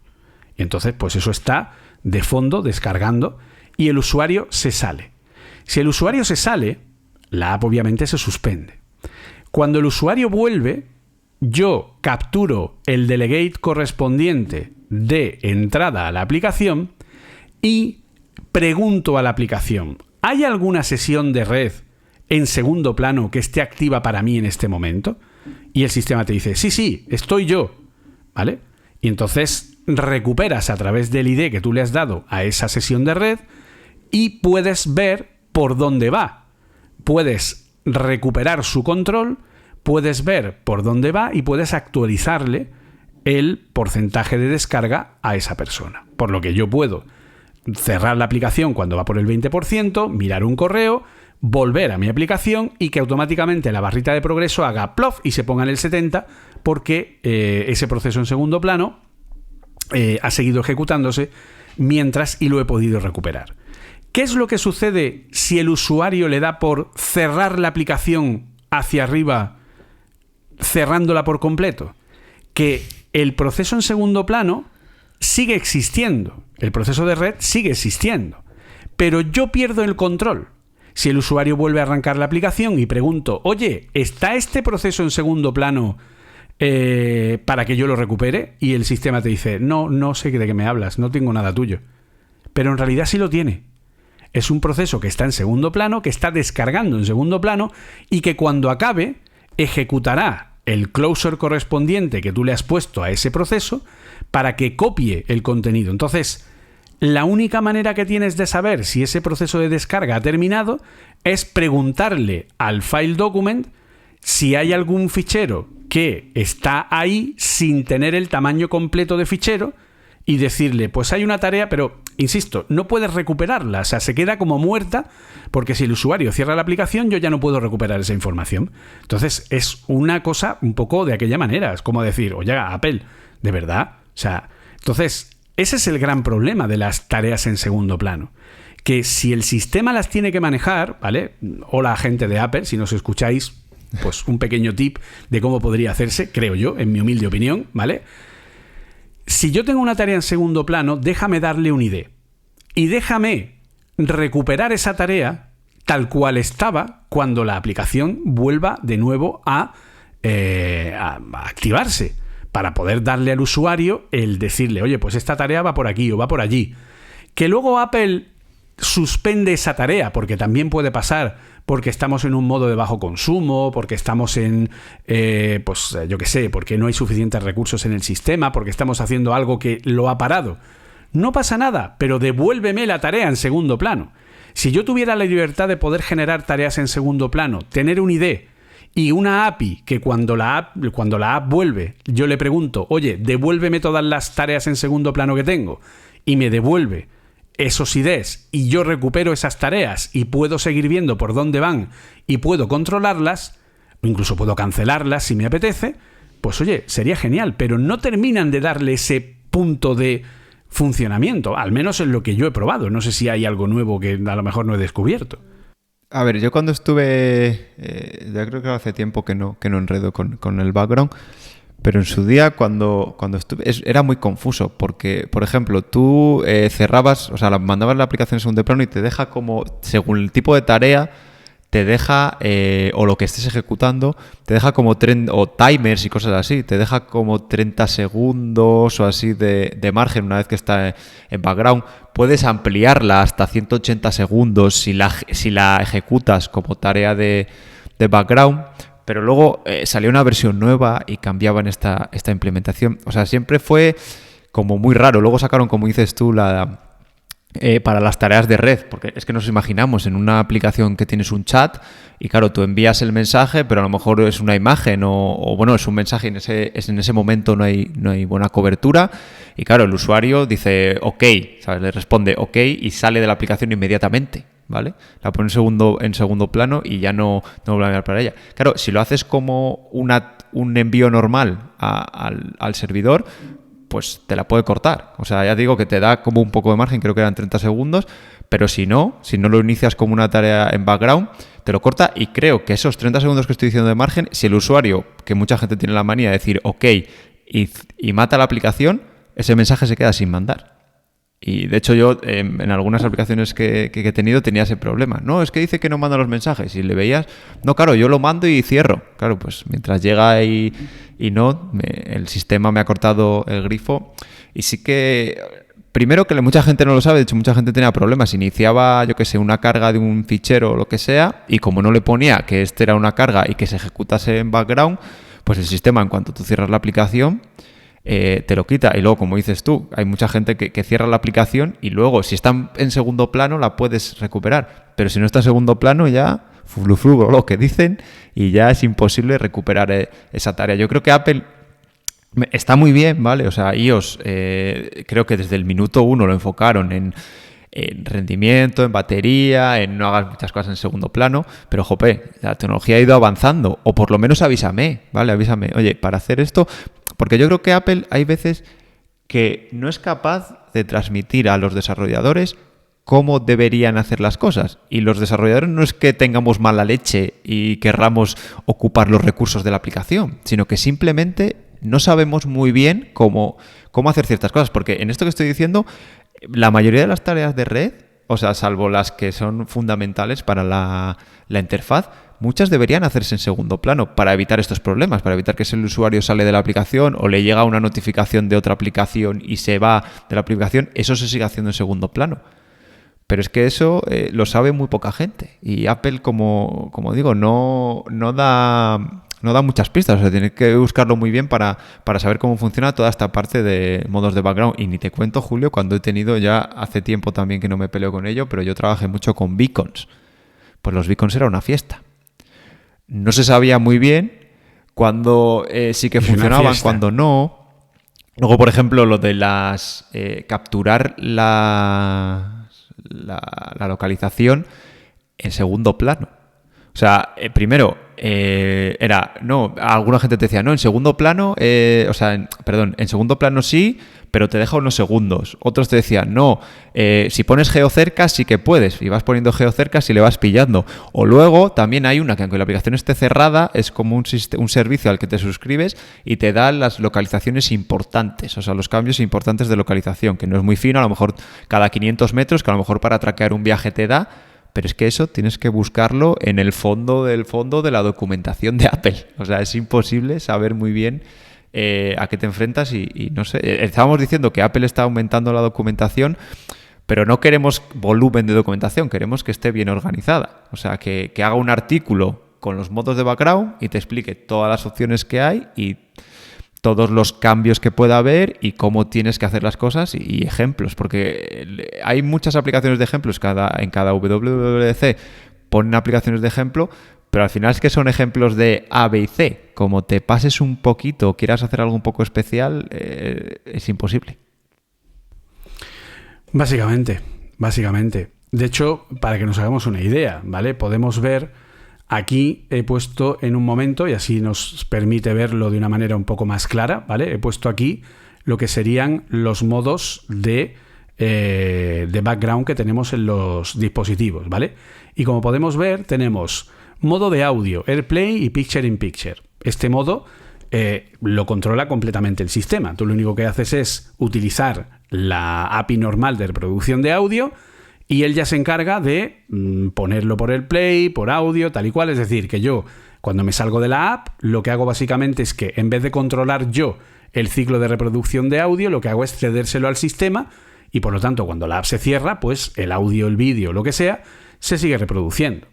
Debajo tenemos el que tú has comentado, el de las actualizaciones de localización, el que el sistema te mande en determinadas actualizaciones de tiempo esa actualización de la localización del usuario, que además puede ser una actualización de localización precisa, que sea en tiempo real, o una localización de he entrado y salido de una zona concreta. Por ejemplo, o sea, tenemos varios modos que algunos consumen más batería que otros. Luego tenemos el modo de voz sobre IP, que aquí igual es algo que yo le cedo al sistema y punto. Pero, por ejemplo, lo que tú estabas comentando, comunicación con accesorios externos, uso de Bluetooth LE, actuar como un accesorio de Bluetooth LE. O sea, esto, como tú has comentado, o sea, es una fiesta, porque los beacons son elementos en Bluetooth y claro, por un lado, tienes que o actuar como un accesorio Bluetooth LE, es decir, tú eres como si fueras un elemento Bluetooth que emite, digamos que eres un servidor Bluetooth, o usar accesorios Bluetooth que tú eres un cliente de Bluetooth. Entonces eso te permite distintas interacciones. Pero, a ver, yo el tema de Bluetooth lo he tocado muy por encima y con un palo a distancia, porque digo, vaya que me haga daño. Pero entiendo que tú has estado trabajando y el tema del Bluetooth en Apple está muy, muy, muy verde, ¿vale? A ver, la disculpa era que en Android estaba bastante peor de aquellas. Pero sí, a ver, lo de los beacons, hace varias... o sea, no ha habido muchas actualizaciones en torno a los beacons, pero sí que hubo un tiempo en el que Apple le daba como mucho bombo. Y, a ver, cuando lo entendías era fácil. Pero hasta que lo entendiste, yo estuve trabajando con ello 2 años y los 3 primeros meses no daba unos palos de ciego enormes hasta que logré ver un poco y hacerme mi esquema de lo que tenía que hacer y cómo lo tenía que hacer. Y luego salía una versión nueva de iOS y muchas veces me cambiaron cómo funcionaba.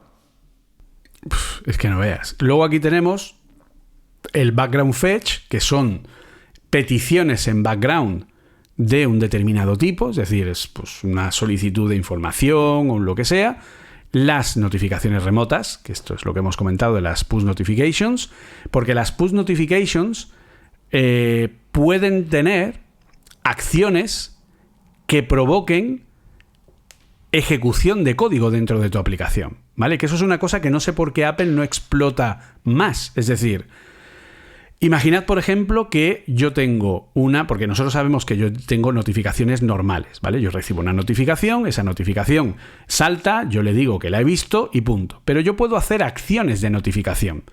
Por ejemplo, imaginad el juego este que os he comentado.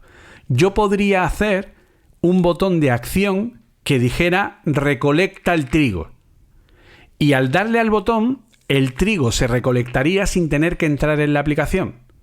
Por ejemplo, yo hice una aplicación que al final no terminamos de notificaciones de medicamentos, ¿vale? Que ahora Apple ha hecho una para tal, en el que te llegaba la notificación de, oye, es hora de que te tomes esta pastilla. Pues había un botón dentro de la notificación de ya me lo he tomado. Entonces tú tocabas ahí Y eso lanzaba un proceso en segundo plano que arrancaba tu aplicación, que ponía el check de Core Data en tomado y cerraba de forma inmediata. Es decir, ejecutaba el closer asociado a esa acción en segundo plano. Y eso se puede hacer tanto de manera remota como de manera directa. De hecho, forma parte de las actividades en vivo. Si llega una notificación que me dice el partido ha terminado, yo le doy a la notificación que dice finalizar partido y me va a desactivar la isla dinámica porque me va a arrancar el proceso que para la Live Activity sin tener que arrancar la aplicación. Estos son mini procesos que, hola Apple, ¿por qué no usas eso para los widgets interactivos que llevamos 3 años esperando, o 2 o 3 años? ¿Vale? Si yo tengo una aplicación de tareas, yo podría asignar un pequeño closure a cada tarea para que cuando lo pulse arranque la app en segundo plano, ejecute ese closure y la vuelva a cerrar de momento. Ya lo vienes haciendo desde hace un montón de tiempo. Repito, desde hace al menos 3 o 4 años o 5, ya se puede hacer esto con las notificaciones push. El poner una acción que yo pulso en la notificación y realiza un pequeño cambio en mi app. Cambiar un valor de un campo, subir una precisión, o sea, algo que sea, pues eso, el closure de 3 líneas, ¿vale? Pero hace algo que no necesita que mi aplicación se abra. Yo, en esa aplicación de medicina, le decía, ya me lo he tomado, arrancaba la aplicación, ponía el bool de ese registro de Core Data a true y cuando más tarde arrancaba la aplicación, efectivamente aparecía que le habías dado a que se había tomado la aplicación, o sea, se había tomado la pastilla. O sea que funciona, eso serviría para las notificaciones, para los widgets interactivos, pero parece que el que hizo eso hace 5 años ya no trabaja en Apple nadie sabe que eso funciona así y entonces están intentando buscar cómo hacerlo. Pues señores, así se hace, si es que tienen ustedes ya la solución, no sé a qué esperan, ¿vale? Después de 2 años teniendo unos widgets estáticos. Es que de verdad es absurdo teniendo esa funcionalidad ahí. Entonces, y eso serían las notificaciones en remoto. Por eso las notificaciones en remoto son un modo en background, porque yo puedo lanzar ese proceso que acabo de contar, ¿vale? Por eso es un modo en background. Tenemos los procesos en background como procesos, pues lo que he comentado, un vídeo que yo pongo a renderizar y va a tardar 5 minutos, me salgo de la app y el proceso sigue funcionando. Lo de usar interacción con objetos cercanos, que esto es lo del... tanto lo del el ultra wideband con el cacharrico este del... las cosas estas que ahora no se me olvida cómo se llaman, los AirTags, ¿no? Eso era. Pero también para entiendo que jugar, esto puede para ser estar jugando NFC con y cosas así, ¿no? Yo creo que es para experiencias compartidas, que le llamaban. Lo de estar jugando a un juego o con otra persona en realidad aumentada y todo eso. Vale, eso sí, para crear una red, una especie de crea una red entre P2P. los dispositivos. Sí, eso es. Sí, es verdad. Sí, pues esto al final es una cosa interesante que tiene Apple, que tampoco se ha hecho muy pública, que es poder generar una red entre dispositivos sin tener conexión a Internet, sino que crea una red de conexión de varios iPads. Entonces, como ha dicho Arturo, si tú tienes una experiencia de realidad aumentada, puedes compartir esa experiencia entre varios iPads y funciona incluso sin conexión a Internet, ¿vale? En una especie de red mallada que se crea entre los distintos dispositivos por peer-to-peer. Y luego el último es el push-to-talk, que entiendo que esto es el tema de lo del walkie-talkie este que tiene el Apple Watch o alguna cosa así, ¿no? Porque sacaron la aplicación de Apple Watch y creo recordar, no en mucho caso, que en la pasada WWDC anunciaron que abrían la API. O sea, que ya no solo era eso, sino que tú podías integrar un push-to-talk en tus aplicaciones con una API suya. Yo creo que vieron que nadie lo usaba y dijeron, esto no vamos a tirarlo, vamos a darle una API que como nadie lo usa, vamos a liberarlo para que lo use menos gente todavía, ¿no? Eso es. Porque son cosas que al final pues no se publicitan, no se habla de ello, etcétera, etcétera. Y es una pena. Entonces, viendo todas estas opciones de modos en background que tenemos, es que al final no se le está sacando todo el rendimiento posible que se le podría dar, creo yo, ¿no? Entonces, en ese sentido es una pena porque, en fin, se le podría sacar mucho más rendimiento, se le podría sacar mucho más cosas, pero, en fin, no hay tu tía. Estamos un poco ya, ¿no?, en la hora larga. Vamos a ir cerrando, ¿no?, si quieres, con los temitas que teníamos aquí de Off Topic, y luego ya otro día hablamos del tema. Eso es. Y nada, son curiosidades que hemos ido, comentando, ¿no? Precisamente hemos dicho, no vamos a comentar esto para comentarlo en el podcast. Y la primera de ellas es que me encontré que, no... Voy a explicar las cosas desde el principio. Me encontré de que era una cálida tarde de verano en la antigua Grecia. Ahora ya puedes seguir. Que en Xcode 14 estaba deprecado el uso de bytecode. Antes, Julio, os ha hablado de un tal bytecode, ¿vale? Que era la compilación intermedia que se hacía en Java. O sea, en Java tú compilas para la máquina virtual y luego ya esa máquina virtual se comunica con el hardware de cada sistema, ¿vale? Pues LLVM, el compilador que utiliza Objective-C y Swift, tiene algo muy parecido, que es el bitcode, ¿vale? Entonces, una compilación intermedia de este bitcode y luego ya haces una segunda compilación para cada una de las plataformas. Ejemplo, yo hago mi aplicación para iOS, ¿vale? Y tengo el bitcode, ¿vale? Y luego, según el procesador para el que sea, ¿vale?, pues se compila específicamente para el código binario para ese procesador, ¿vale? Para el del iPhone no sé cuántos, para el del iPhone tal, ¿vale? Según la arquitectura, ¿vale? Cuando hay cambios de arquitectura, ¿vale? No tiene que ser cada procesador. Cuando hay cambios de arquitectura, se compila para ese preciso procesador. Entonces, había una cosa muy chula. Sí, pero por acotar, por eso se llama LLVM, que es el Low Level Virtual Machine. Es decir, el compilador de Apple también es una máquina virtual, pero de bajo nivel.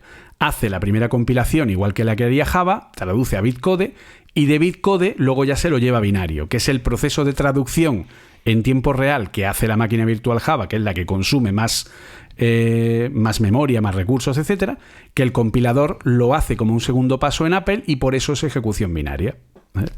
La diferencia es que la máquina virtual de Java lo hace en tiempo real, ¿vale? Esa última compilación, digamos, esa última traducción, y en LLVM ya va traducido, ¿vale? Se hacen dos pasos, pero ya va traducido, ¿vale? Entonces va directo al hardware. Entonces, lo bueno que tenía esto es que tú antes subías este bitcode al App Store, ¿vale? Mediante App Store Connect, y si mañana Apple sacaba una arquitectura nueva, no tenías que volver a compilar tu aplicación y subirla compilada, sino que era la propia Apple lo que lo hacía. Entonces, que estaba muy bien. Entonces, no sé, lo quería comentar con Julio, ¿por qué de repente hemos visto que ya no te deja hacer esto Xcode 14? O sea, ¿qué razón puede haber? Yo tengo una teoría, ¿vale? A ver, el bitcode tenía como... Porque al principio tú lo que hacías era subir el IPA, ¿vale? Era subir el ejecutable ya con los dos pasos hechos. El primero a bitcode y luego de bitcode al binario. Y eso era lo que tú subías al App Store. Y luego el App Store lo gestionaba. Hace unos cuantos años Apple cambió. Ya no se sube el IPA en iOS 9, cuando se pone el tema de la subida por pasos, donde los recursos van por un lado, se dividen lo que es el app thinning, ¿no? Se llamaba, que es el dividir la aplicación por recursos, de forma que cuando tú te descargas tu app, solo coge los recursos de tu sistema. Si tienes un iPhone de los nuevos, solo coge los @3 y los @2 y @1 no los pone.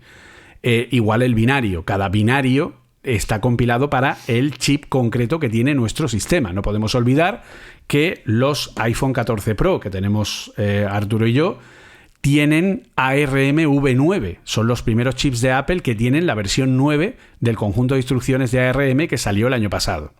Entonces, cada compilación es independiente. Entonces, ¿qué es lo que sucede? Yo creo que en vez de darle a los desarrolladores el trabajo de tener que tener en cuenta la arquitectura ARM-V9, lo que han hecho con Xcode 14 es decir, vale, que se olviden. Lo que me van a subir es un paso más atrás. Es decir, ya no me van a mandar el bitcode, me van a mandar lo de antes, es decir, antes de generar el bitcode. Me van a mandar el bundle del código. Y el bundle del código yo lo voy a coger en el App Store, yo voy a generar ese bitcode y luego ese bitcode lo voy a traducir a cada uno de los elementos de CPU. Yo creo que lo que han hecho, repito, esto no lo sé a ciencia cierta, no lo he investigado, es una teoría basada en... porque yo creo que es eso, ¿vale? Pero creo que es lo que tiene más sentido. Que Apple haya, igual que en su momento pasó de tener el ejecutable a un paso anterior con el bitcode, ahora se han ido un paso más atrás y ahora lo que está subiendo es el bundle del código. Hasta ahora subías el bitcode compilado y el bundle con tus recursos. Ahora subes el bundle del código y el bundle de los recursos. Y Apple se encarga de compilarlo. ¿Por qué? Pues porque ahora tiene unas maravillosas máquinas Xcode Cloud que ya están cargadas para poder compilarte toda la información, etcétera, etcétera. Y eso también facilita que la gente que use Xcode Cloud, que van a generar, ¿vale? O sea, esto al final lo que permite es homogeneizar el proceso. Si alguien usa Xcode Cloud, se va a realizar una compilación a partir del código.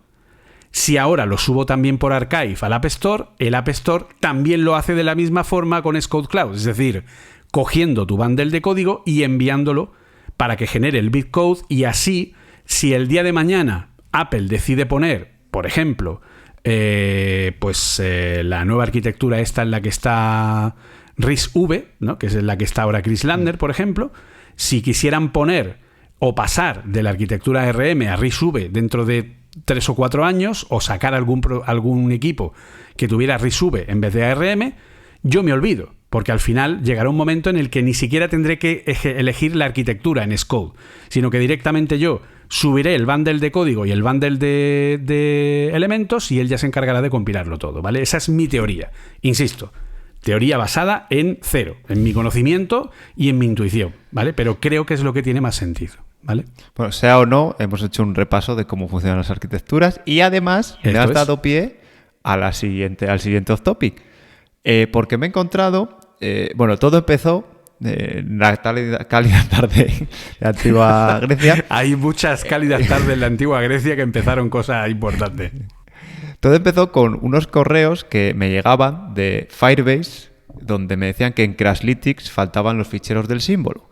Y el chico de marketing de mi trabajo, un saludo, Saúl, si nos estás escuchando, me decía, jope, que me están llegando todos estos correos, ¿qué pasa? No sé qué. Dije, quieto, esto lo voy a solucionar yo. Y es que cada vez que subes una compilación, encima, ya sea a cualquiera de los entornos que tengas puesto con Crashlytics, necesitas subir los símbolos, ¿vale? Hay unos scripts que se añaden a Xcode con cada compilación, pero a mí al final nunca me acababan funcionando.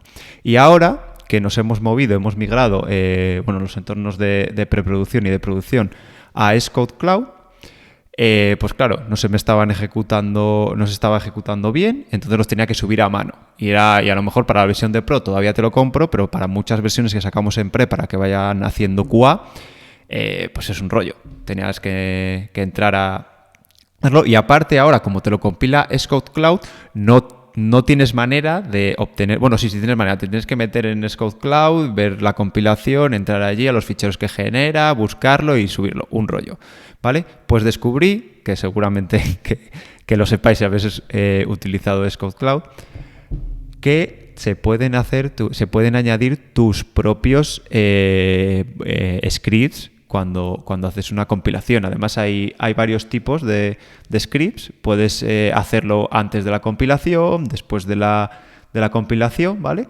Y bueno, yo de esta manera, teniendo que buscarme las castañas para poder utilizarlo, pues descubrí eso, que Xcode Cloud no es solo lo sencillito que vemos, porque la verdad es que configurarlo, Julio, estarás conmigo, que son 3 pasos, es como muy simplificado. Yo he utilizado otras plataformas, o sea, lo he hecho a mano yo con comandos de terminal o en Jenkins, con plugins, sin plugins, pero vamos, como esto no hay absolutamente nada, es muy sencillo. Pero también tienes lo que estamos viendo en pantalla, que es los scripts customizables. Y como vemos ahí, mira, los tres tipos que hay, que es después de la clonación del proyecto, después de hacer el build del binario y después de haber hecho el build, con lo cual tienes esas 3 fases que vemos en el gráfico para hacerlo en lo que quieras, que bueno, al final es lo mismo que hay en otros sistemas de integración continua, ¿vale? No es nada del otro mundo. Y además es muy sencillito porque simplemente tienes que crearte una carpeta en el proyecto que se llame CI/scripts, ¿vale? Y ahí dentro meter un script con el nombre que te dice, pues CI post clone si quieres .sh, si quieres antes del clonado, CI pre-xbuild.sh si lo quieres antes de la build y CI post-xcodebuild.sh si lo quieres después. Súper sencillito, la verdad. Y además tiene muy buena documentación porque te dice cómo acceder a las variables, porque claro, puedes hacer de todo, puedes cambiar el número de versión, puedes cambiar un montón de flags de compilación, tiene, o sea, posibilidades todas las que quieras. Y bueno, la verdad es que yo no lo sabía y cuando tuve bueno, problema no, este suceso que necesitaba hacerlo de forma automatizada para no tener que ir cada vez y perder tiempo en subirlo, pues bueno, me encontré con que estaba esto y la verdad que me ha facilitado que no me digan, oye, ¿esto qué es? Oye, ¿este correo qué? Pues a mí me ha simplificado la vida, la verdad. Para que la gente lo entienda de una manera mucho más clara, si aún no habéis entrado en el mágico mundo de Firebase, ¿vale? Y para que también se lo digáis a la gente de seguridad, Swift, por sistema, ofusca el código al compilarlo, ¿vale? Swift retira el fichero que da las definiciones de las funciones y las propiedades dentro de un código. Esos son los símbolos. Strip symbols es quitarle el nombre a las funciones, a las propiedades, etcétera, y dejarlas con una definición de, pues, que en vez de llamarse función carga datos, se llama función... ¿Vale? Es un nombre que no es de ninguna forma, pues, un nombre que no se puede traducir a nada, ¿vale? Es un nombre ofuscado. Por lo tanto, al intentar hacer ingeniería inversa de un código compilado en Swift, lo único que se ve son las cadenas, pero las funciones y los nombres de propiedades no existen, no están porque están ofuscados, porque ese es el strip symbols. Entonces, cuando tú, en vez de usar la herramienta nativa de Xcode crashes report, ¿no? Se llama Crash Report, me parece. Sí, Crash Report. Que es la buena, la que tenéis que usar y la que le tenéis que convencer a la gente de vuestra empresa para que use, y no Firebase Crashlytics, ¿vale? En ese caso, Xcode sí es capaz de hacer el par, ¿vale? Es capaz de descargarse los informes de cuelgues que pueda tener la aplicación y unirlo a los símbolos que tiene vuestro producto, vuestro proyecto, para que podáis reproducir exactamente el mismo error como si se os hubiera dado a vosotros dentro de Xcode, ¿vale? El mismo error que le ha dado al usuario tal, ¿vale? Y saber exactamente, pues, que se ha colgado porque tal campo de la base de datos no existía, o porque aquí hay una admiración de opcional que has puesto cuando no tenías por qué, etcétera, etcétera, ¿vale? O sea, te va a dar exactamente la línea y la función donde se ha colgado con Xcode Crash Reports. Pero si usas Firebase, tienes que descargarte esos symbols que Apple ha retirado del fichero de Swift y subirlos a Firebase para que Firebase haga el match entre los nombres ofuscados y los nombres reales. Y entonces te diga que se ha colgado la función no sé qué en la línea 84. ¿Vale? Entonces, claro, eso, hacerlo a mano, es un coñazo. Por eso, lógicamente, Arturo se ha montado este script que, aprovechando que Xcode Cloud trabaja en modo shell con ZSH, que es el shell que tiene macOS desde la versión anterior Monterrey, no sé si lo tenía también Big Sur. Pues, no sé cuándo lo cambiaron. Lo cambiaron hace poco, pero no. Es que no sé si fue o en Big Sur o en Monterrey. Cambiaron de BinSH a ZSH, que es el SH de Linux, de Unix, perdón. Entonces, bueno, pues han cambiado ese nuevo shell y entonces, bueno, pues lo ejecutan, ¿no? De fondo. Entonces, cualquier script.sh que tú quieras poner ahí, pues lo puedes poner, o incluso que te permita poner variables de entorno, etcétera, etcétera, ¿vale? Todo pues está muy bien puesto. Así que, bueno, pues otra cosa más que sabéis que se puede realizar y que ahí tenéis esa información. Y poco más, ¿no? Creo yo. Pues sí, la verdad es que pues, nos hemos liado. Es el problema que tenemos de que por compromisos no poder grabar cada menos tiempo, que al final ya solo contarnos nuestras cosas, aunque luego nos contamos muchas cosas, pero ya cuando nos ponemos a profundizar en eso, la verdad es que se nos va el tiempo. Pero bueno, yo creo que ha quedado un programa bastante completo porque hemos tocado muchos palos, pero además hemos hilado bastante con mostrar ejemplos y al final nos hemos metido bastante en código y bueno, en lo que pretendemos aquí, en que sea algo un poco más enfocado al desarrollo que a productos nuevos y cosas nuevas de Apple, ¿no? Exacto. Y ya sabéis, podéis escucharnos como siempre en cualquier red de podcast, ¿vale? Porque estamos en todas las redes de podcast, hasta en Samsung Podcast. Si no sabíais que existía, pues existe. Y estamos ahí también, obviamente, en Spotify, en Apple Podcasts, en iVoox, en fin, estamos en todas las redes. Cualquier duda que tengáis, ¿dónde está la red? ¿Dónde lo puedo escuchar? Cuonda.com/café con 2 Fs _Swift. Y ahí tenéis todos los enlaces para ir a todas las posibilidades de escucha del podcast. Ahora, una más, que es también en YouTube. De forma que podéis entrar en el canal de YouTube de Apple Coding Academy, que es la que nos permite producir estos episodios, y lo tenéis ahí pues para poder verlo también en vídeo, ¿vale? De forma que nos veréis, Arturo y a mí, en nuestras correspondientes sets de grabación, y hablando, comentando, y veréis la pantalla cuando la comentamos, y vamos a intentar incluso poder integrar más veces el recurso de la pantalla, incluso enseñaros código y tal, siempre sin perder el foco de que hay gente que lo escucha, no lo ve. Incluso en YouTube también habrá gente que lo escuche y no lo ve, pero lo tendrá puesto en segundo plano con YouTube.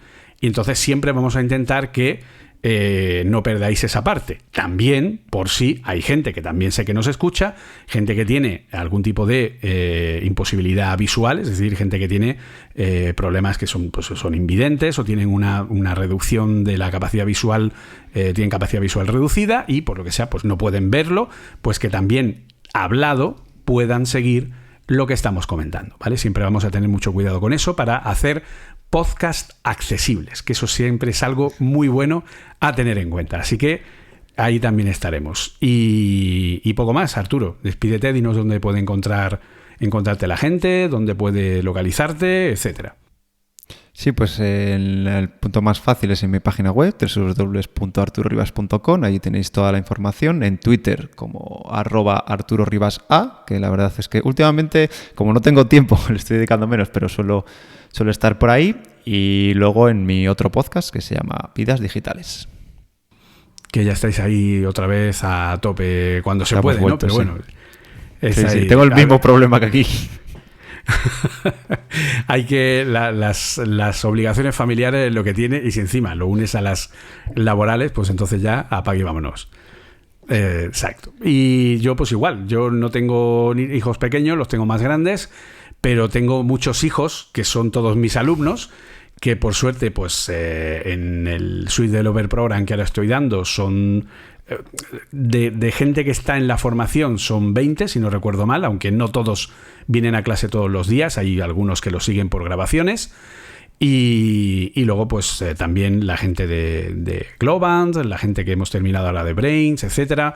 También en breve creo que empiezo una con Accenture, dando también Swift UI, etcétera. O sea que no me voy a aburrir de ninguna manera, y eso pues todos ellos son también mis hijos de código, a los cuales pues también tengo que cuidar y tengo que darles cariño cada día. Pero si queréis encontrarme, pues estoy normalmente por Twitter, que es la red en la que más estoy últimamente, como @jcfmunoz, y luego pues ya sabéis que podéis seguir también a Café Swift, donde no solo estamos en Twitter @cafeswift con 2 Fs, que además no solo colgamos lo que es el tema de tal, sino que entre Arturo y yo, sobre todo Arturo, que es el que más lo va colgando, ponemos noticias de cosas de Swift, etcétera, para que podáis estar al día. Así que también podéis seguirnos ahí, y ya sabéis, si nos estáis viendo por YouTube, pues suscribiros al canal, daros a la campanita, etcétera, etcétera, para estar notificados de nuevos programas, y nos oímos pronto si Jobs quiere, ¿no? Como quien dice.